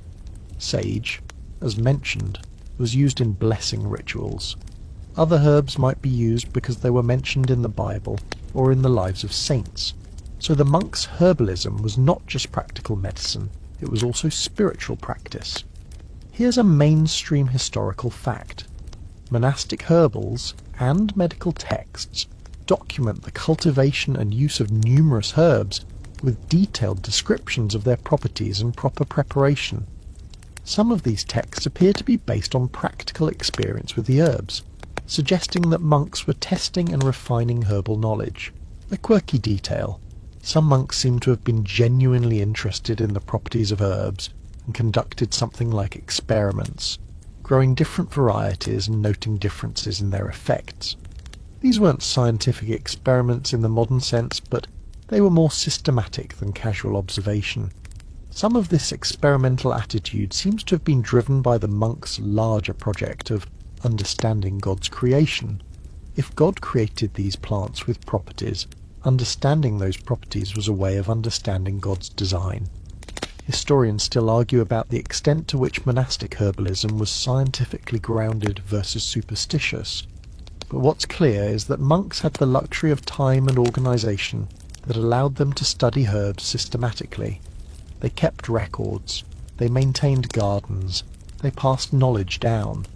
In a medieval world where most knowledge was lost and forgotten, monastic herbalism provided continuity. The monks' use of herbs at night would have been part of their broader spiritual discipline. If they needed help sleeping, they might use herbs, but they would probably frame this as accepting God's gifts rather than just solving a practical problem. They might pray while preparing the herbs. They might use the herbs while maintaining awareness that God was the ultimate healer. So the combination of prayer and herb would feel coherent to them. Both were ways of addressing the need for rest and endurance. In a monastic bedroom, the nighttime herb use would look different from secular use. There would be more documentation, more organization, more connection to spiritual practice. A monk using herbs for sleep would be doing so in a structured way, probably following instructions that had been passed down and documented. The experience would be embedded in the larger context of monastic spiritual practice. What monastic herbalism tells us is that medieval people could be sophisticated in their approach to herbs when they had the time, organization, and resources to be. Monks couldn't solve all the fundamental problems with their herbs. They couldn't make their impossibly fragmented sleep schedule actually adequate, and no amount of herb would change that. But they could work with what they had. They could use their knowledge systematically. They could document what they learned, and in doing so they preserved knowledge about herbs that might otherwise have been lost. Royal bedchambers were different from everyone else's bedrooms, and this difference extended to the herbs being burned in them. When you have money and power, you have access to the rarest, most potent, most expensive herbs. A king or queen's bedroom smoke was not the same as a peasant's bedroom smoke. Royalty and nobility had the resources to obtain exotic herbs from distant places. Trade networks that brought spices from the east brought rare medicinal plants as well. A noble household might have access to mandrake, expensive, dangerous, but available if you had the connections and the money. They would have access to the finest quality of common herbs, the best chamomile, the best sage, cultivated specifically for the royal household. They might have access to herbs that were not generally available to common people. The preparation of herbs in a royal bedroom would have been more elaborate than in a peasant's hovel.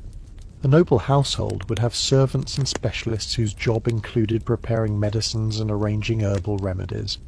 An apothecary or herbalist might be employed specifically by the noble household. The herbs would be carefully selected, carefully prepared, and carefully applied. The experience would be more refined, more luxurious. The status element of rare herbs is worth thinking about. If everyone used sage and chamomile for sleep, sage and chamomile became common, ordinary, not particularly impressive.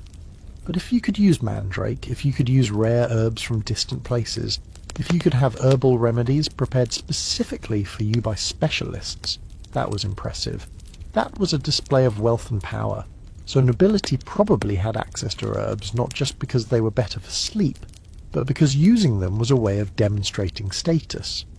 What herbs might a noble have preferred? mandrake would have been a possibility, particularly for someone facing genuine sleep deprivation and willing to take the risks. Poppies and poppy-derived preparations would have been available to wealthy people. Exotic herbs, ones with foreign origins and high prices, would have been available. Some combination of rare and common herbs carefully prepared by skilled practitioners. The bedroom environment itself would have been different. Instead of a small, draughty room filled with straw, a noble would have had a more elaborate bed, better insulation, possibly a brazier for heat. The herbs would have been burned in more sophisticated ways, perhaps in special vessels designed for the purpose, perhaps in ways that allowed for better control of the smoke. The overall experience would have been more comfortable and more controlled. Here's a mainstream historical fact. Medieval nobles are documented as having employed physicians and herbalists specifically to manage their health. These practitioners would have had access to rare and expensive herbs and would have prepared them carefully for the nobles' use. Medical texts from the period include recommendations for herbs specifically for use by nobles. A quirky detail. Some medieval texts describe elaborate herbal preparations that seem designed specifically for wealthy people, with multiple rare ingredients combined in specific ways. These were not just for sleep, they were for various conditions, but they give us a sense of how much more elaborate herbal medicine could be when you had resources. Historians still argue about whether the superiority of noble herbal remedies was real or just a matter of access and perception. Certainly noble people had access to better quality herbs. Certainly they had better preparation, and potentially more effective preparations. But whether the herbs themselves were actually more effective, or whether the effectiveness came from better preparation, and the psychological confidence that comes with using expensive, rare substances, that's debatable. What's clear is that hierarchy extended even into herbalism. If you were poor, you made do with what you could grow or afford. If you were wealthy, you had options, and this meant that sleep quality, or at least access to help achieving sleep quality, was determined partly by wealth. A poor person struggling with insomnia had access to sage and chamomile. A noble struggling with insomnia might have access to the best of everything, including mandrake and rare exotic herbs. That's not fair, but that's how it was. Now let's contrast the royal bedroom with the peasant's experience, because that contrast is essential to understanding medieval herbalism in full context. If a noble's bedroom was filled with carefully selected expensive herbs prepared by specialists, a peasant's bedroom was a very different situation. A peasant's hovel, if you recall from section 2, was not a pleasant place. It was small, cold, damp, full of smells, and shared with family members and possibly animals. If a peasant was using herbs for sleep, they would be using what they could grow themselves or what they could afford to buy. The most likely options would be sage if they grew it, chamomile if they had access to it, mugwort, which grew wild and could be foraged, maybe valerian if they knew how to harvest it and prepare it, but valerian was less common among peasants because it requires specific knowledge and effort. A peasant using sage for sleep would probably just burn dried sage in the room or make a simple tea. No elaborate preparation, no specialist involved. Just dry the sage from their garden, light it or steep it, and hope it helps. The experience would be simple, basic, effective, or not, depending on the herb and the peasant's luck. The economics of peasant herbalism are worth considering. A peasant might not have money to buy herbs, so they would have to grow them themselves. This required land to grow herbs in, time to maintain the plants, knowledge of how to grow them, and the ability to harvest and dry them. Not all peasants had all of these. A landless peasant, someone who worked land owned by someone else, might not have space for a personal herb garden. A peasant working every hour of daylight to survive might not have time to maintain herbs. A peasant without herbal knowledge from family or community might not know how to grow or prepare herbs. So while herbs were theoretically available to peasants, they were not universally available. This meant that sleep deprivation was probably worse among poor peasants than among people with more resources. You couldn't afford to buy herbs from an apothecary. You You couldn't grow them, you had no access to them, you had to suffer through the insomnia, or you had to find alternative solutions, praying, enduring, working yourself so hard that you collapsed into sleep despite being in a hovel full of parasites and bad smells. The smell of a peasant's hovel at night was probably not improved by herb smoke. A peasant would be more likely to not have herbs at all than to have them. If they did have herbs, burning them would be adding one more smell to the mix. Whether this was an improvement is debatable. At least the herb smell was intentional, was an attempt to do something about your situation. That might count for something. Here's a mainstream historical fact. Peasants' herbalism is less well documented than that of nobles or educated physicians, partly because peasants left fewer records.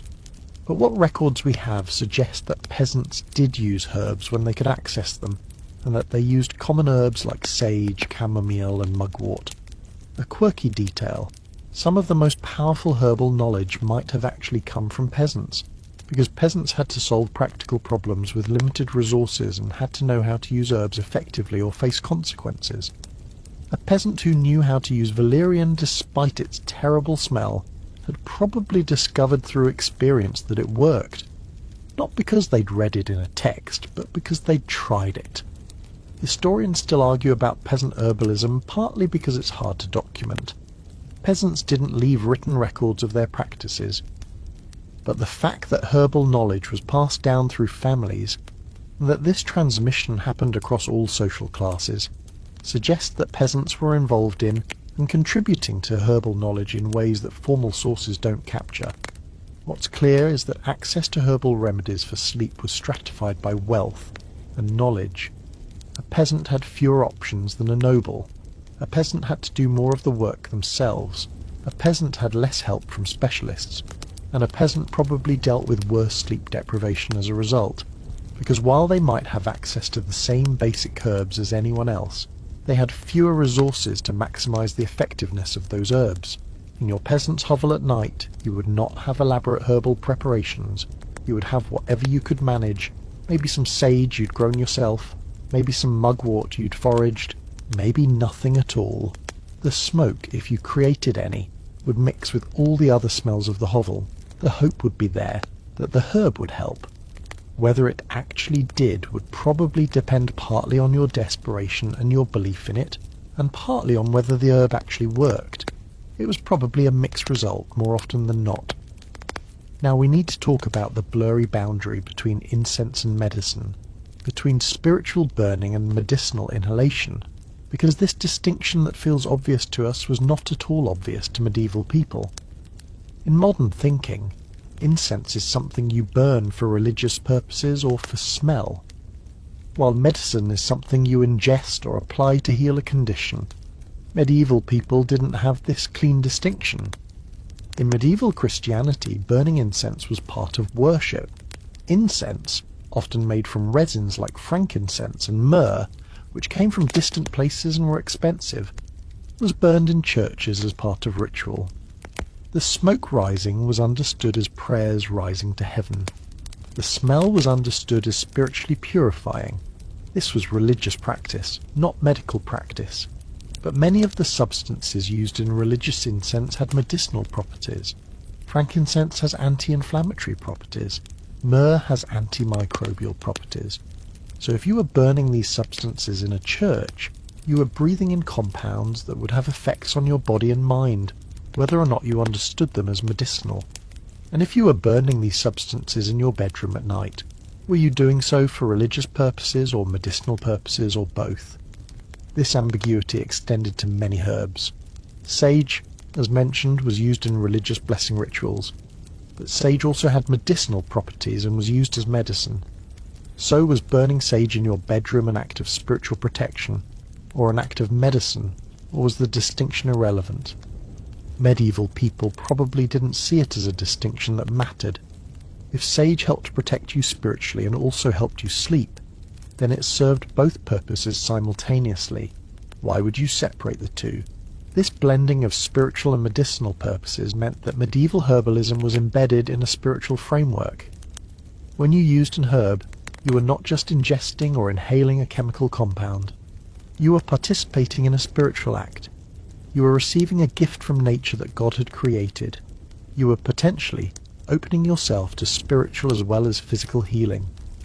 The herb was medicine, and it was spiritual substance simultaneously, and the medieval mind didn't see a contradiction. This is actually quite different from modern thinking, where we separate the physical and the spiritual, where we assume that medicine works through chemistry and spirituality is separate from chemistry. Medieval people didn't have this framework. They thought about the world in terms of essences, spirits, powers, divine design. An herb didn't just have chemical compounds. It had an essence, a virtue, a spiritual property. Using the herb meant encountering that property, engaging with it. This framing probably affected the efficacy of medieval herbalism. If you believed that an herb had spiritual properties, if you believed you were participating in something sacred when you used it, if you set an intention and performed a ritual, then the psychological power of that belief and that ritual would enhance the herb's effects. Your expectation would make you more likely to notice positive effects and less likely to notice negative ones. Your belief would make you more receptive to the herb's effects. The placebo effect would be more powerful because it was embedded in a spiritual framework. Here's a mainstream historical fact. Medieval herbals often described the properties of herbs in terms that seem to blend the physical, spiritual and magical.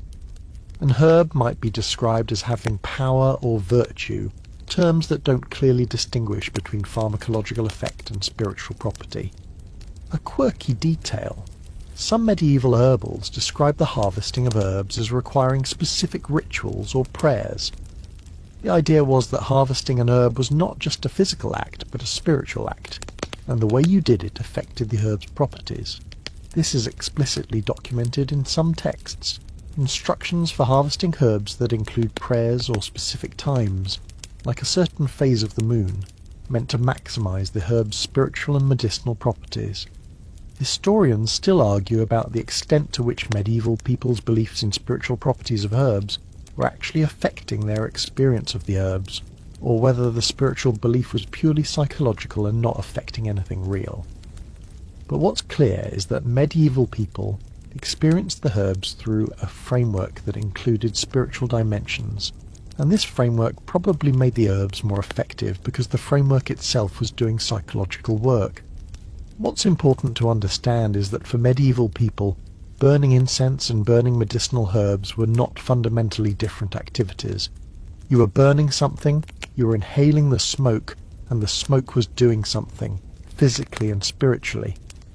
Whether you called it incense or medicine was partly a matter of context and intent. If you were burning it in a church, it was incense. If you were burning it in your bedroom for sleep, it was medicine. But the substance and the practice were often the same. Now we have to confront something darker, the connection between herb use, witchcraft accusations, and fear. Because while we've been talking about herbalism as a practical medical practice, we also need to acknowledge that in medieval Europe, particularly from around the 14th century onward, herbalism became increasingly associated with witchcraft, and women herbalists increasingly found themselves accused of supernatural crimes.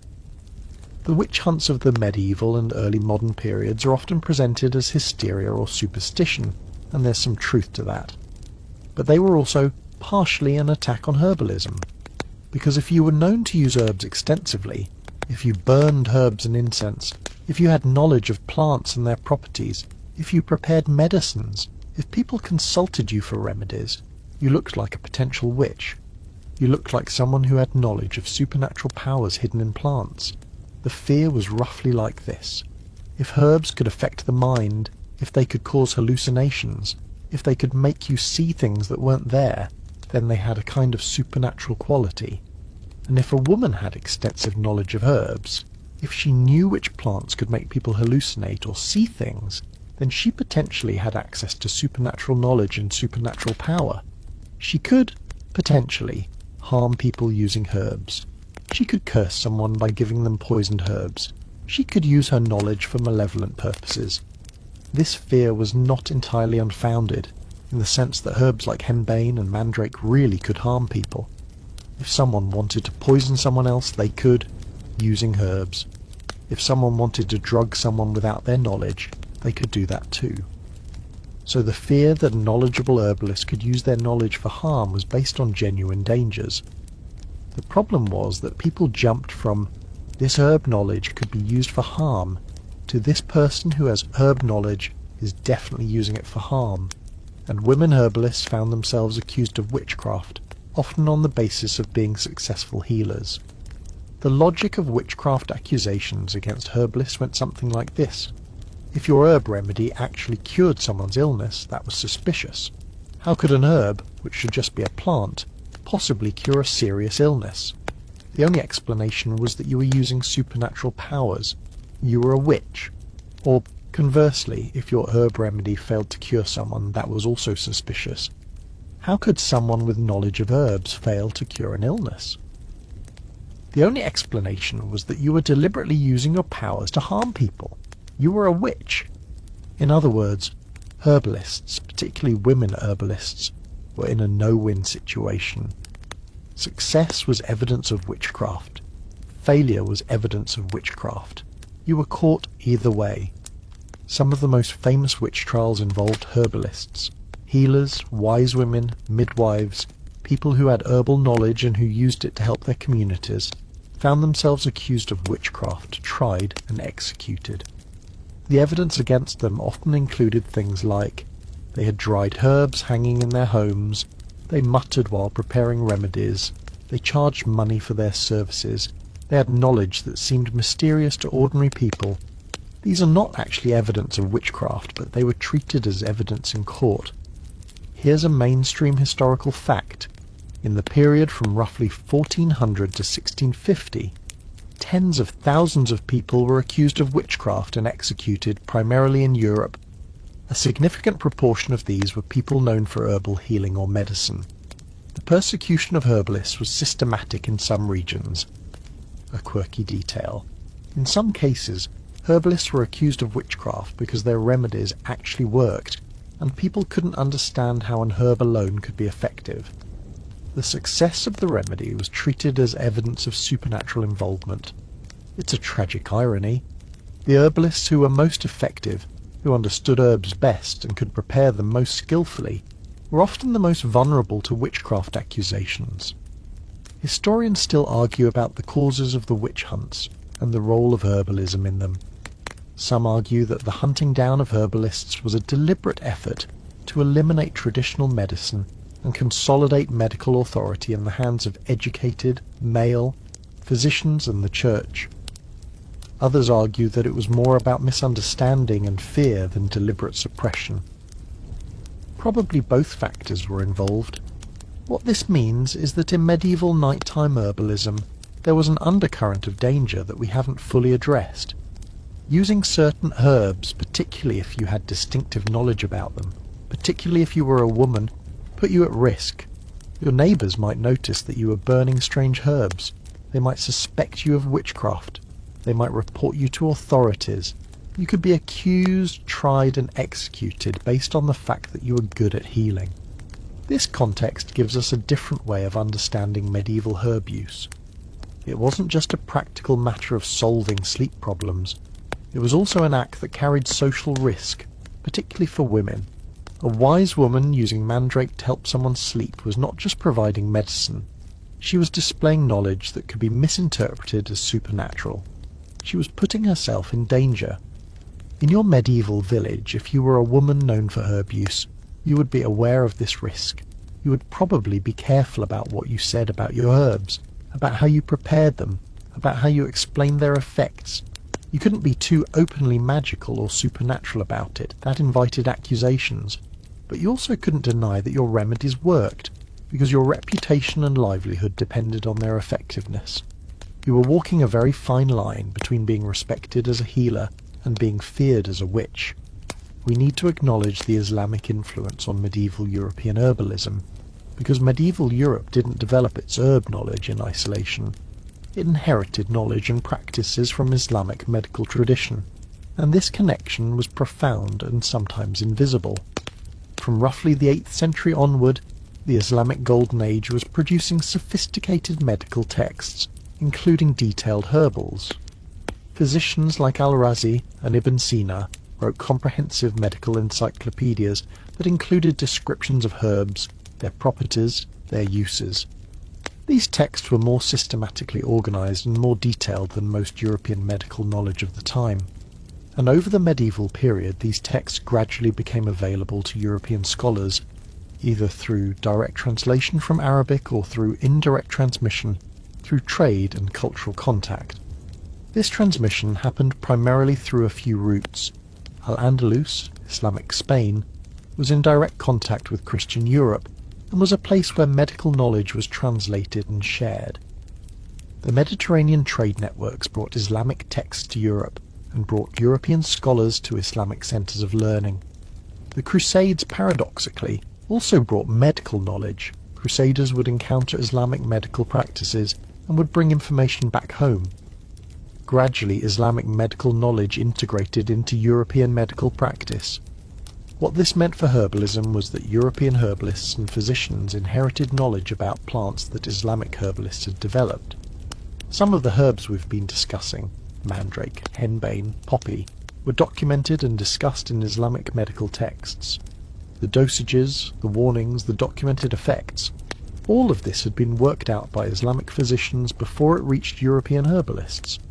So when a medieval European used mandrake, they might be using knowledge that ultimately came from Islamic medical tradition, even if the connection wasn't always obvious.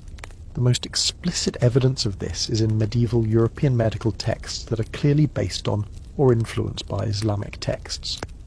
The translations of Galen and other Greek physicians, which form the basis of medieval European medicine, often came through Islamic intermediaries who had preserved and commented on Greek texts during a period when they were being forgotten in Europe.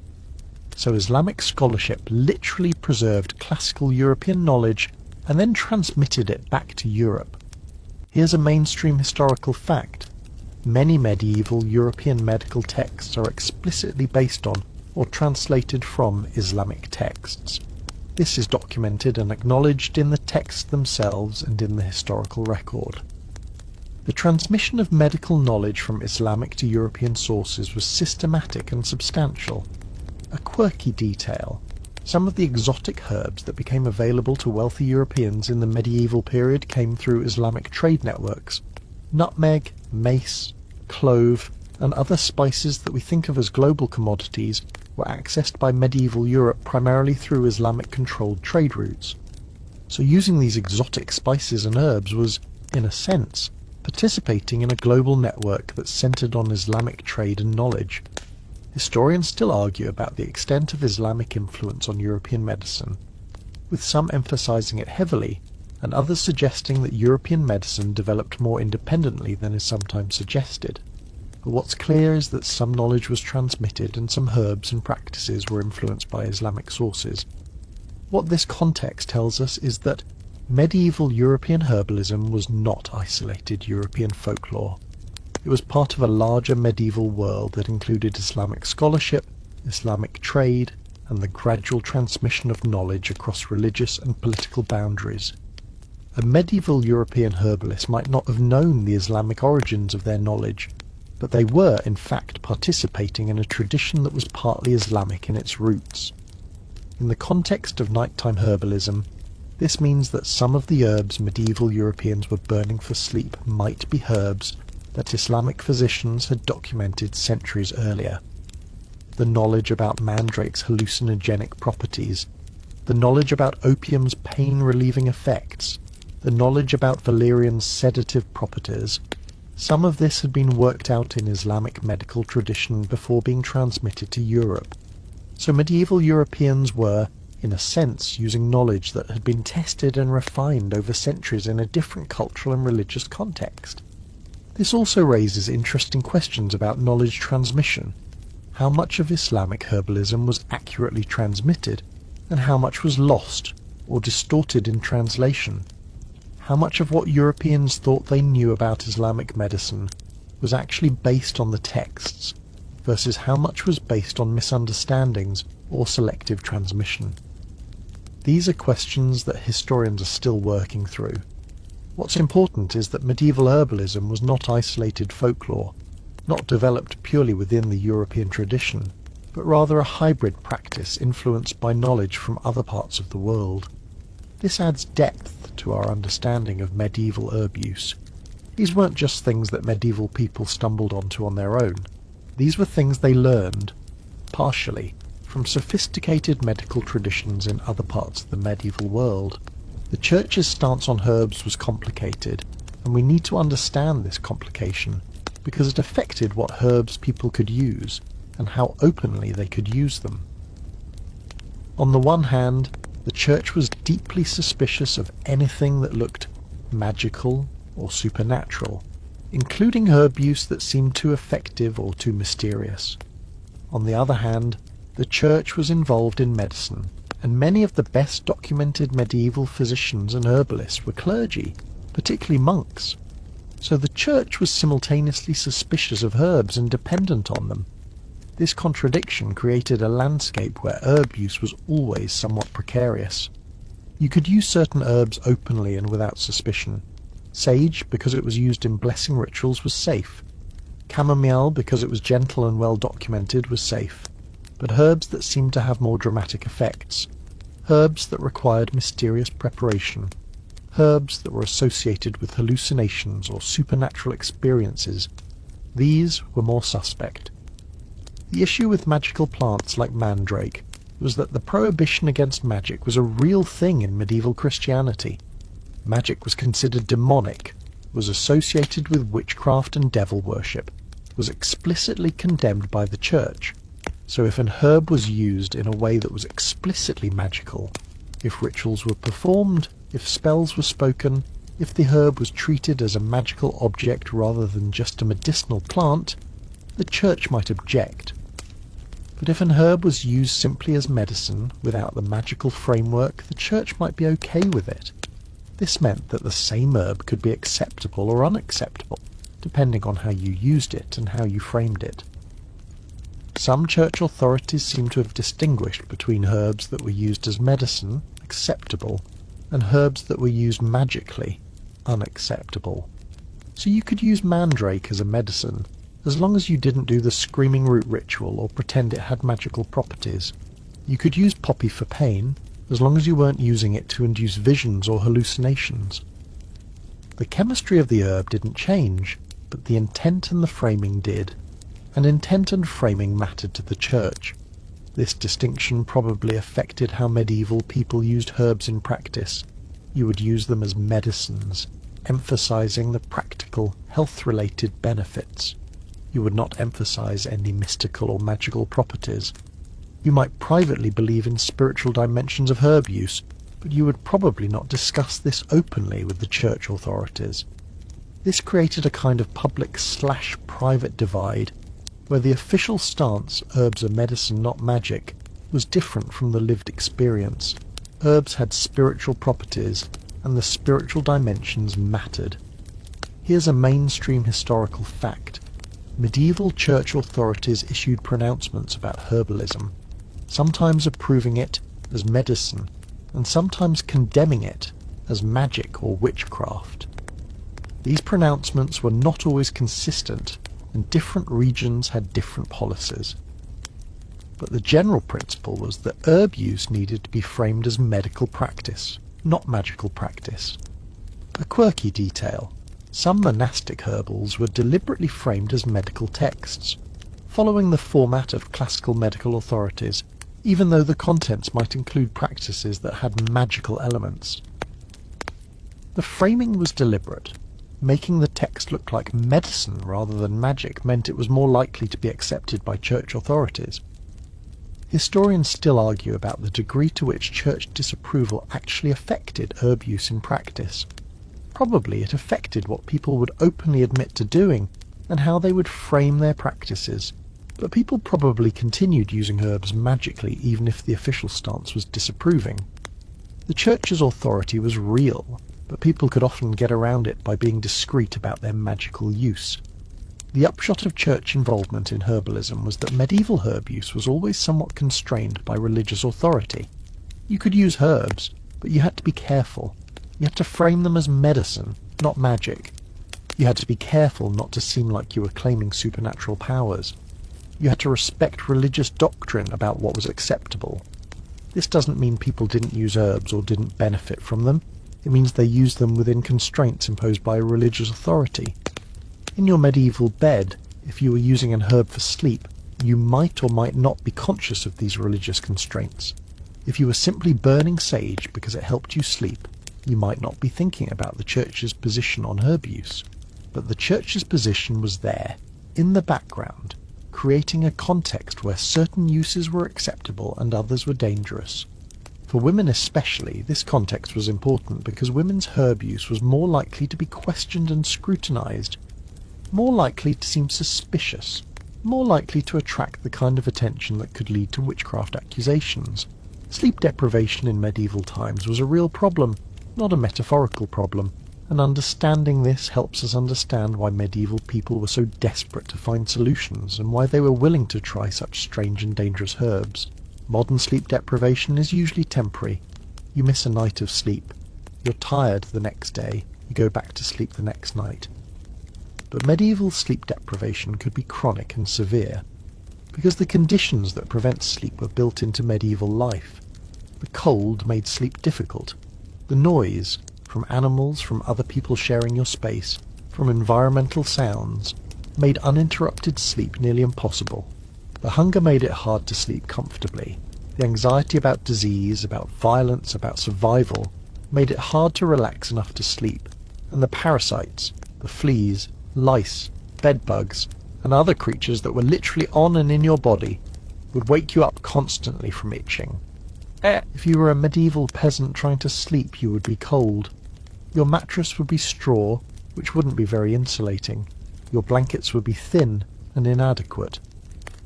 If you were in a group, families often slept together for warmth. You'd be dealing with body heat from multiple people, but also dealing with the physical proximity and the movements of other people disturbing your sleep.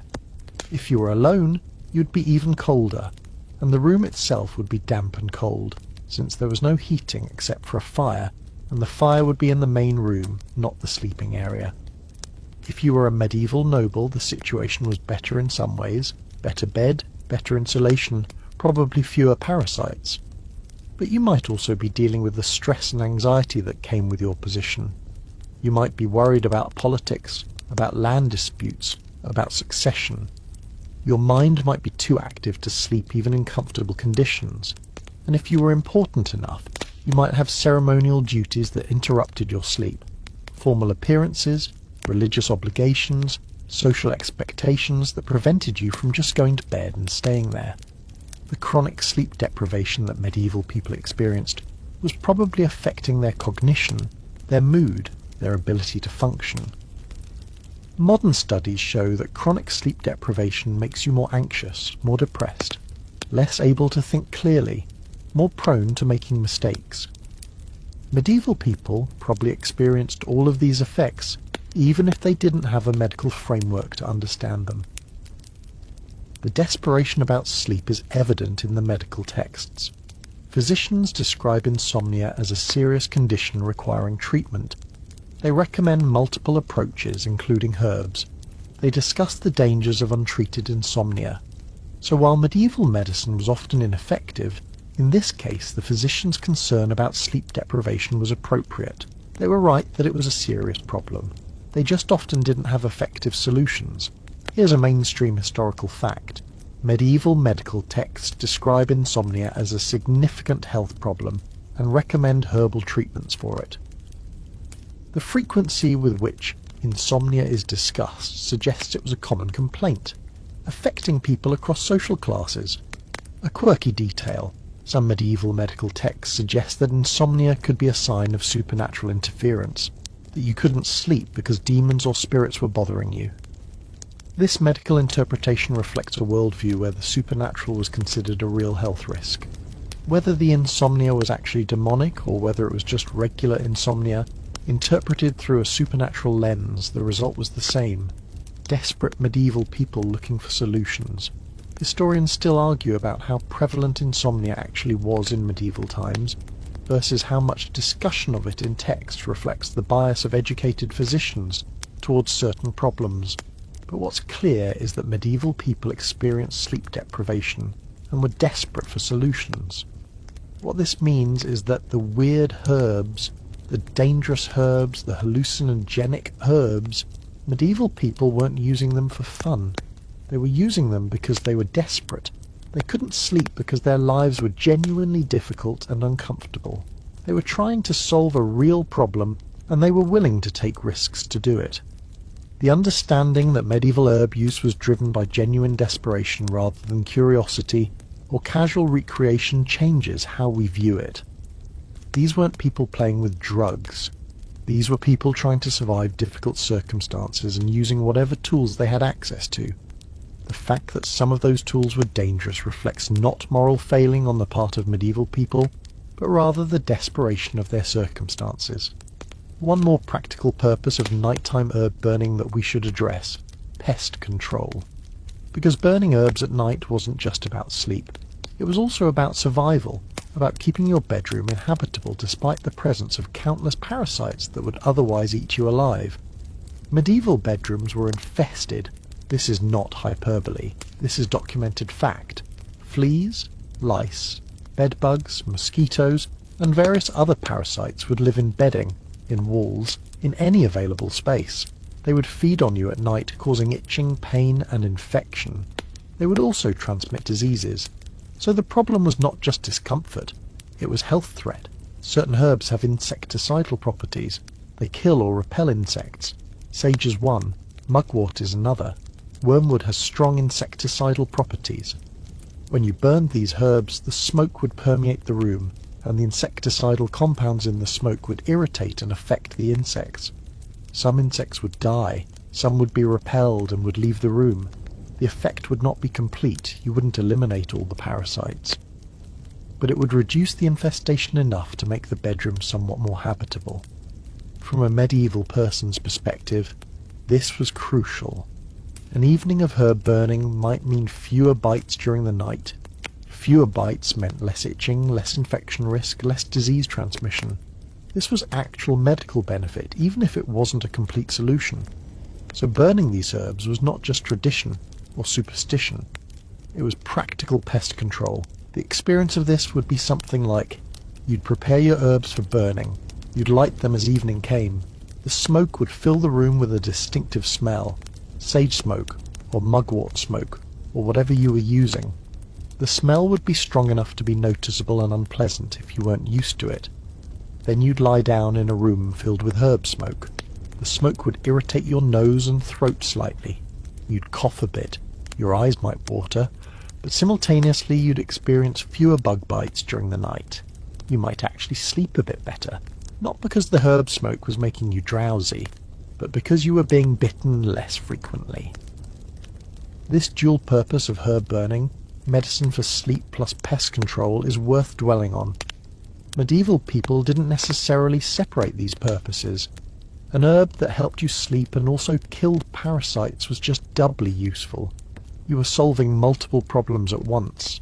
This made herb burning seem like an especially good idea, even when the smoke was unpleasant. The most insecticidally potent herb would have been wormwood, which has very strong properties against various insects. But wormwood also tastes terrible and smells aggressively bitter, so it might have been reserved for times when the parasites were particularly bad. Sage was more pleasant and more accessible, so it was probably burned more frequently. Mugwort offered a middle ground, effective against parasites, relatively pleasant compared to wormwood, accessible because it grew wild. Here's a mainstream historical fact. Historical medical texts describe the use of certain herbs specifically for their insecticidal properties. The idea that herb smoke could drive away or kill insects was documented and recommended in medieval medical practice. A quirky detail. Some medieval texts describe the burning of herbs specifically in bedrooms with an emphasis on the parasites the herb would kill. The terminology suggests that medieval people understood at some level that the herbs were having a direct effect on the insects, not just a spiritual or magical effect. Historians still argue about how effective medieval herb burning actually was for pest control. Modern studies suggest that some herb smoke does have insecticidal properties and could reduce parasite populations, but the effect would be temporary. Insects would return when the smoke cleared, so medieval people were engaged in ongoing pest management, burning herbs repeatedly rather than solving the problem once. What's important is that practical pest control was probably as important a driver of nighttime herb burning as the desire for sleep. A medieval person might burn herbs primarily to reduce parasites, and secondarily hoping it would help them sleep, or they might hope for both effects simultaneously. The goals were complementary enough that there was no need to choose. This combination of sleep aid and pest control probably made herb burning seem like a no-brainer from a medieval perspective. You were solving two real problems. The discomforts of both insomnia and parasites were genuine and severe. Any tool that could address both was valuable, so burning herbs made sense, even when the smoke was unpleasant and even when the effects were incomplete. Now we need to talk about the gap between what medieval medical theory said should work and what actually worked in practice. Because medieval physicians often had explanations for why herbs worked that were completely wrong, even when the herbs actually did work. This disconnect between theory and practice is important for understanding medieval herbalism. Medieval medicine was based on the theory of the four humours: blood, phlegm, yellow bile, and black bile. According to this theory, illness was caused by imbalances in these humours. Treatment involved restoring balance through various means: bloodletting, purging, balancing the diet, and yes, using herbs. According to humoral theory, an herb worked by either increasing or decreasing one of the humours, so mandrake might be understood as cooling and drying, decreasing hot and wet humours, which would balance certain conditions. Mugwort might be understood as warming and moving stagnant humours, and so on. The problem is that this theory is completely wrong. There are no four humours. Imbalance of humours is not the cause of disease. The herbs probably worked, when they did work, for completely different reasons, because they contained psychoactive compounds, because they had antimicrobial properties, because they had sedative effects, because they helped with digestion. But medieval physicians didn't know this.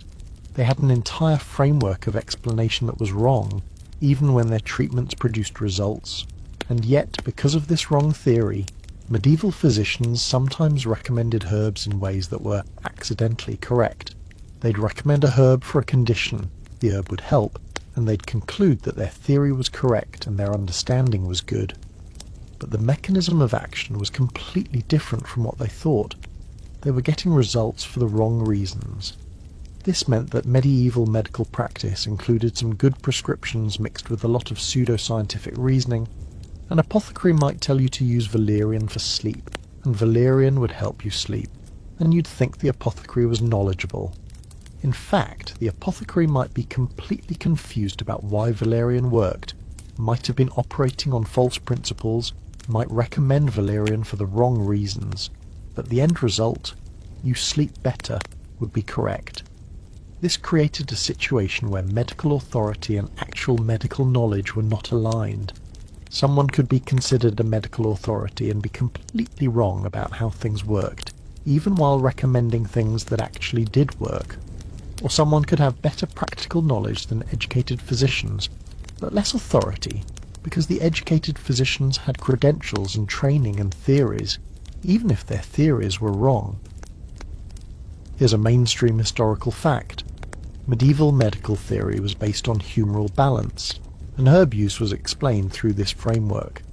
Modern medicine has completely rejected humoral theory, but some of the herb use recommendations that came out of this wrong theory actually did help people, probably for completely different reasons.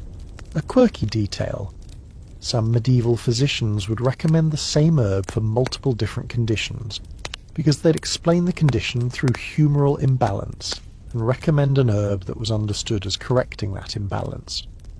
But modern understanding might find that the herb actually does help with multiple conditions, but for different pharmacological reasons than humoral theory would suggest. So medieval physicians were sometimes right in practice while being completely wrong in theory. Historians still argue about how much medieval medicine should be credited for getting practical results, even though the theory was wrong. Some argue that getting results through wrong reasoning is less impressive than it sounds. Others argue that if the results were real, the wrong reasoning is irrelevant. The treatment worked, and that's what matters. What this means for nighttime herbalism is that medieval people might have been using herbs effectively without understanding how they worked. You'd be told to burn sage for sleep. The sage would help you sleep. You'd be grateful, and you wouldn't need to understand the mechanism. The sage would work whether or not you understood that it was the thujone and volatile oils affecting your nervous system. You'd just know that the practice had worked for generations and would continue to work for you. This gap between theory and practice is probably why herbal medicine survived and continued to be used even as medical theory evolved. The herbs worked, in many cases, even when the theory explaining them was wrong. So even as Renaissance physicians started questioning humoral theory, they'd still use the same herbs, because the herbs kept producing results. The theory was updated, but the practice continued, because the practice had been validated by actual use. The shift from medieval herbalism to modern medicine is a transition that happened slowly over several centuries, but we can point to the period from roughly the 17th century onward as when things started to fundamentally change. This is when the Industrial Revolution was beginning, when chemistry was becoming a real science, when medicine was being transformed by new understandings of disease and treatment. What changed was partly the tools, microscopes that allowed people to see bacteria, chemical analysis that allowed people to isolate and understand active compounds in plants, controlled experiments that allowed testing of treatments. But what changed was also the frameworks. Germ theory replacing humoral theory, the idea of active chemical compounds replacing the idea of essences and virtues, the reduction of medicine to physical and chemical mechanisms. As these changes happened, herbal medicine went from being the mainstream approach to being marginalized. If you could isolate the active compound in an herb, synthesize it in a laboratory, and give it in a standardized dose, why would you bother with the whole herb, with all its inconsistency and all the compounds you didn't need? Modern medicine extracted the good parts of herbs and threw away the rest. Valerian didn't disappear, but it became a supplement, not a mainstream medical treatment. Chamomile persisted in folk use. Mugwort got forgotten by mainstream medicine, though it's had a bit of a revival in recent years. Mandrake and henbane were deemed too dangerous and were abandoned, except for the extraction of their alkaloid compounds for use in modern medicine. Here's a mainstream historical fact. The transition from herbal medicine to modern pharmaceutical medicine happened from the 17th through 20th centuries, with different regions and different medical systems making this transition at different times. In some places, herbalism was more marginalized than in others. A quirky detail: some pharmaceutical drugs are still derived from plants that medieval herbalists used. Aspirin comes from willow bark. Digitalis, used for heart conditions, comes from foxglove. Anti-malarial drugs are derived from cinchona bark. In a sense, modern medicine is still using plants. It's just extracting and synthesizing the active compounds rather than using the whole plant. Historians still argue about whether the shift from herbal medicine to modern pharmaceuticals was a clear improvement, or whether something was lost in the transition. Some argue that isolated compounds are more effective and safer than whole herbs with variable composition. Others argue that whole herbs may have benefits that isolated compounds lack, and that some of the wisdom of traditional herbalism was lost. What's clear is that for nighttime sleep aids, the shift was dramatic. Medieval and early modern people were burning herbs, making herbal teas, taking herbal preparations. By the 20th century, people were taking pharmaceutical sleep medications, barbiturates, benzodiazepines, modern sleep aids. The practice shifted from herbal plant material to synthesized chemicals. The experience shifted from smoke and tea to pills. The understanding of what was happening shifted from essences and humoral balance to brain chemistry and neurotransmitter effects. And yet, despite this shift, herbal sleep remedies never entirely disappeared. They persisted in folk medicine, in alternative medicine, in places where modern medicine was not accessible or trusted. And in recent decades they've experienced a revival. People buying valerian, chamomile, mugwort and other herbs specifically for sleep, sometimes framing this as a return to natural remedies, sometimes just as an alternative to pharmaceutical drugs. And so here we are, in the modern day, and despite everything that's changed, despite our understanding of pharmacology, despite the availability of pharmaceutical sleep aids, despite the decline of herbal medicine in mainstream practice, we're seeing a return to some of the same herbs medieval people used. Not quite for the same reasons and not quite in the same way, but the plants themselves are coming back. You can walk into a modern health food store and buy valerian root, and the reasons you might buy it are not so different from the reasons a medieval person might burn it. You can't sleep. You want a solution that feels more natural or less risky than pharmaceutical drugs. You trust plants more than pharmaceuticals. The herbs are the same. Your need is the same. Some of the explanations are different. We'd say valerian affects your nervous system through specific compounds rather than correcting humoral imbalance. But the end result is the same. You're trying herbs to help you sleep. Mugwort is experiencing a minor resurgence in modern spiritual and wellness communities, with people using it specifically for dreams, for lucid dreams, which is exactly what medieval people were using it for. Chamomile continues to be widely used and widely recommended, just as it was in medieval times. Even mandrake has found its way into modern alternative medicine, though the danger is perhaps better understood now. Sage burning has transformed into the practice of smudging, which involves burning sage or similar plants for spiritual or purification purposes. This is often presented as a Native American practice, which is accurate, but it's also continuing a tradition that medieval Europeans were engaging in and that cultures around the world were engaging in. The practice of burning plant material for spiritual and practical purposes is deeply human and deeply old. So we're living in an interesting moment where modern science has displaced herbal medicine from the mainstream, but where herbal medicine is now being revived, partly on the grounds that it's more natural, partly because it's available and accessible, partly because people are skeptical of pharmaceutical drugs, and partly because, well, some of these herbs actually do work, and modern science has confirmed that they work, which validates centuries of folk use. The cycle is interesting.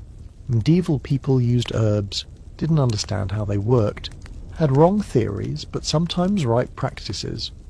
Modern science marginalized the herbs, developed pharmaceuticals. Modern people, skeptical of pharmaceuticals or wanting natural solutions, returned to the herbs. Modern science, with its current understanding of plant chemistry, now validates many of the herbs that medieval people were using. We've come full circle, but with better understanding of the mechanisms. Here's a mainstream historical fact. Herbal remedies for sleep and other conditions, including many that were used in medieval times, remain in use in the 21st century, and some are validated by modern scientific research. A quirky detail. The modern wellness trend of herbal supplements has created a huge market where people can buy essentially the same plant materials that medieval people were using, but in convenient forms. You can buy chamomile tea bags, you can buy valerian root in capsules, you can buy mugwort in dried form or in tinctures. Medieval herbalism is accessible to modern people in a way it never was before. Historians and scientists are now validating medieval herbalism in interesting ways, confirming that many herbs medieval people used actually do have the properties medieval people attributed to them, even if the theory medieval people used to explain those properties was wrong. This retroactive validation is satisfying. Medieval people were right about the practice, even if they were wrong about the mechanism. What all of this suggests is that herbalism is not a quaint historical practice that we've outgrown. It's a practice that persists, that continues to be relevant, that cycles in and out of favour but never entirely disappears. Medieval people burning herbs in their bedrooms at night were engaging in a practice that's still around, still used, still giving people hope for better sleep. And now we're going to drift towards sleep ourselves. The images of medieval bedrooms filled with smoke, the strange plants that made medieval people see things, the desperate herbalists trying to solve real problems with the tools they had. All of these are fading into the background now. The pacing is slowing. The thoughts are becoming softer. You're feeling heavier, as if the weight of the night is settling over you like a blanket. The distinction between waking and sleeping is becoming blurry. You've been on a journey through medieval nights, through the plants that medieval people burned, through the hopes and fears and desperate attempts to find rest. And now, like them, like all of us, you're drifting towards sleep. The story is ending. Your eyes are heavy, your mind is quiet. And somewhere in the darkness a medieval person is burning herbs, hoping for sleep, just as humans have always hoped, just as you're hoping now. The night is long and old, and sleep is calling. Let yourself drift. The herbs are burning, the smoke is rising, and somewhere between the medieval past and the modern present, the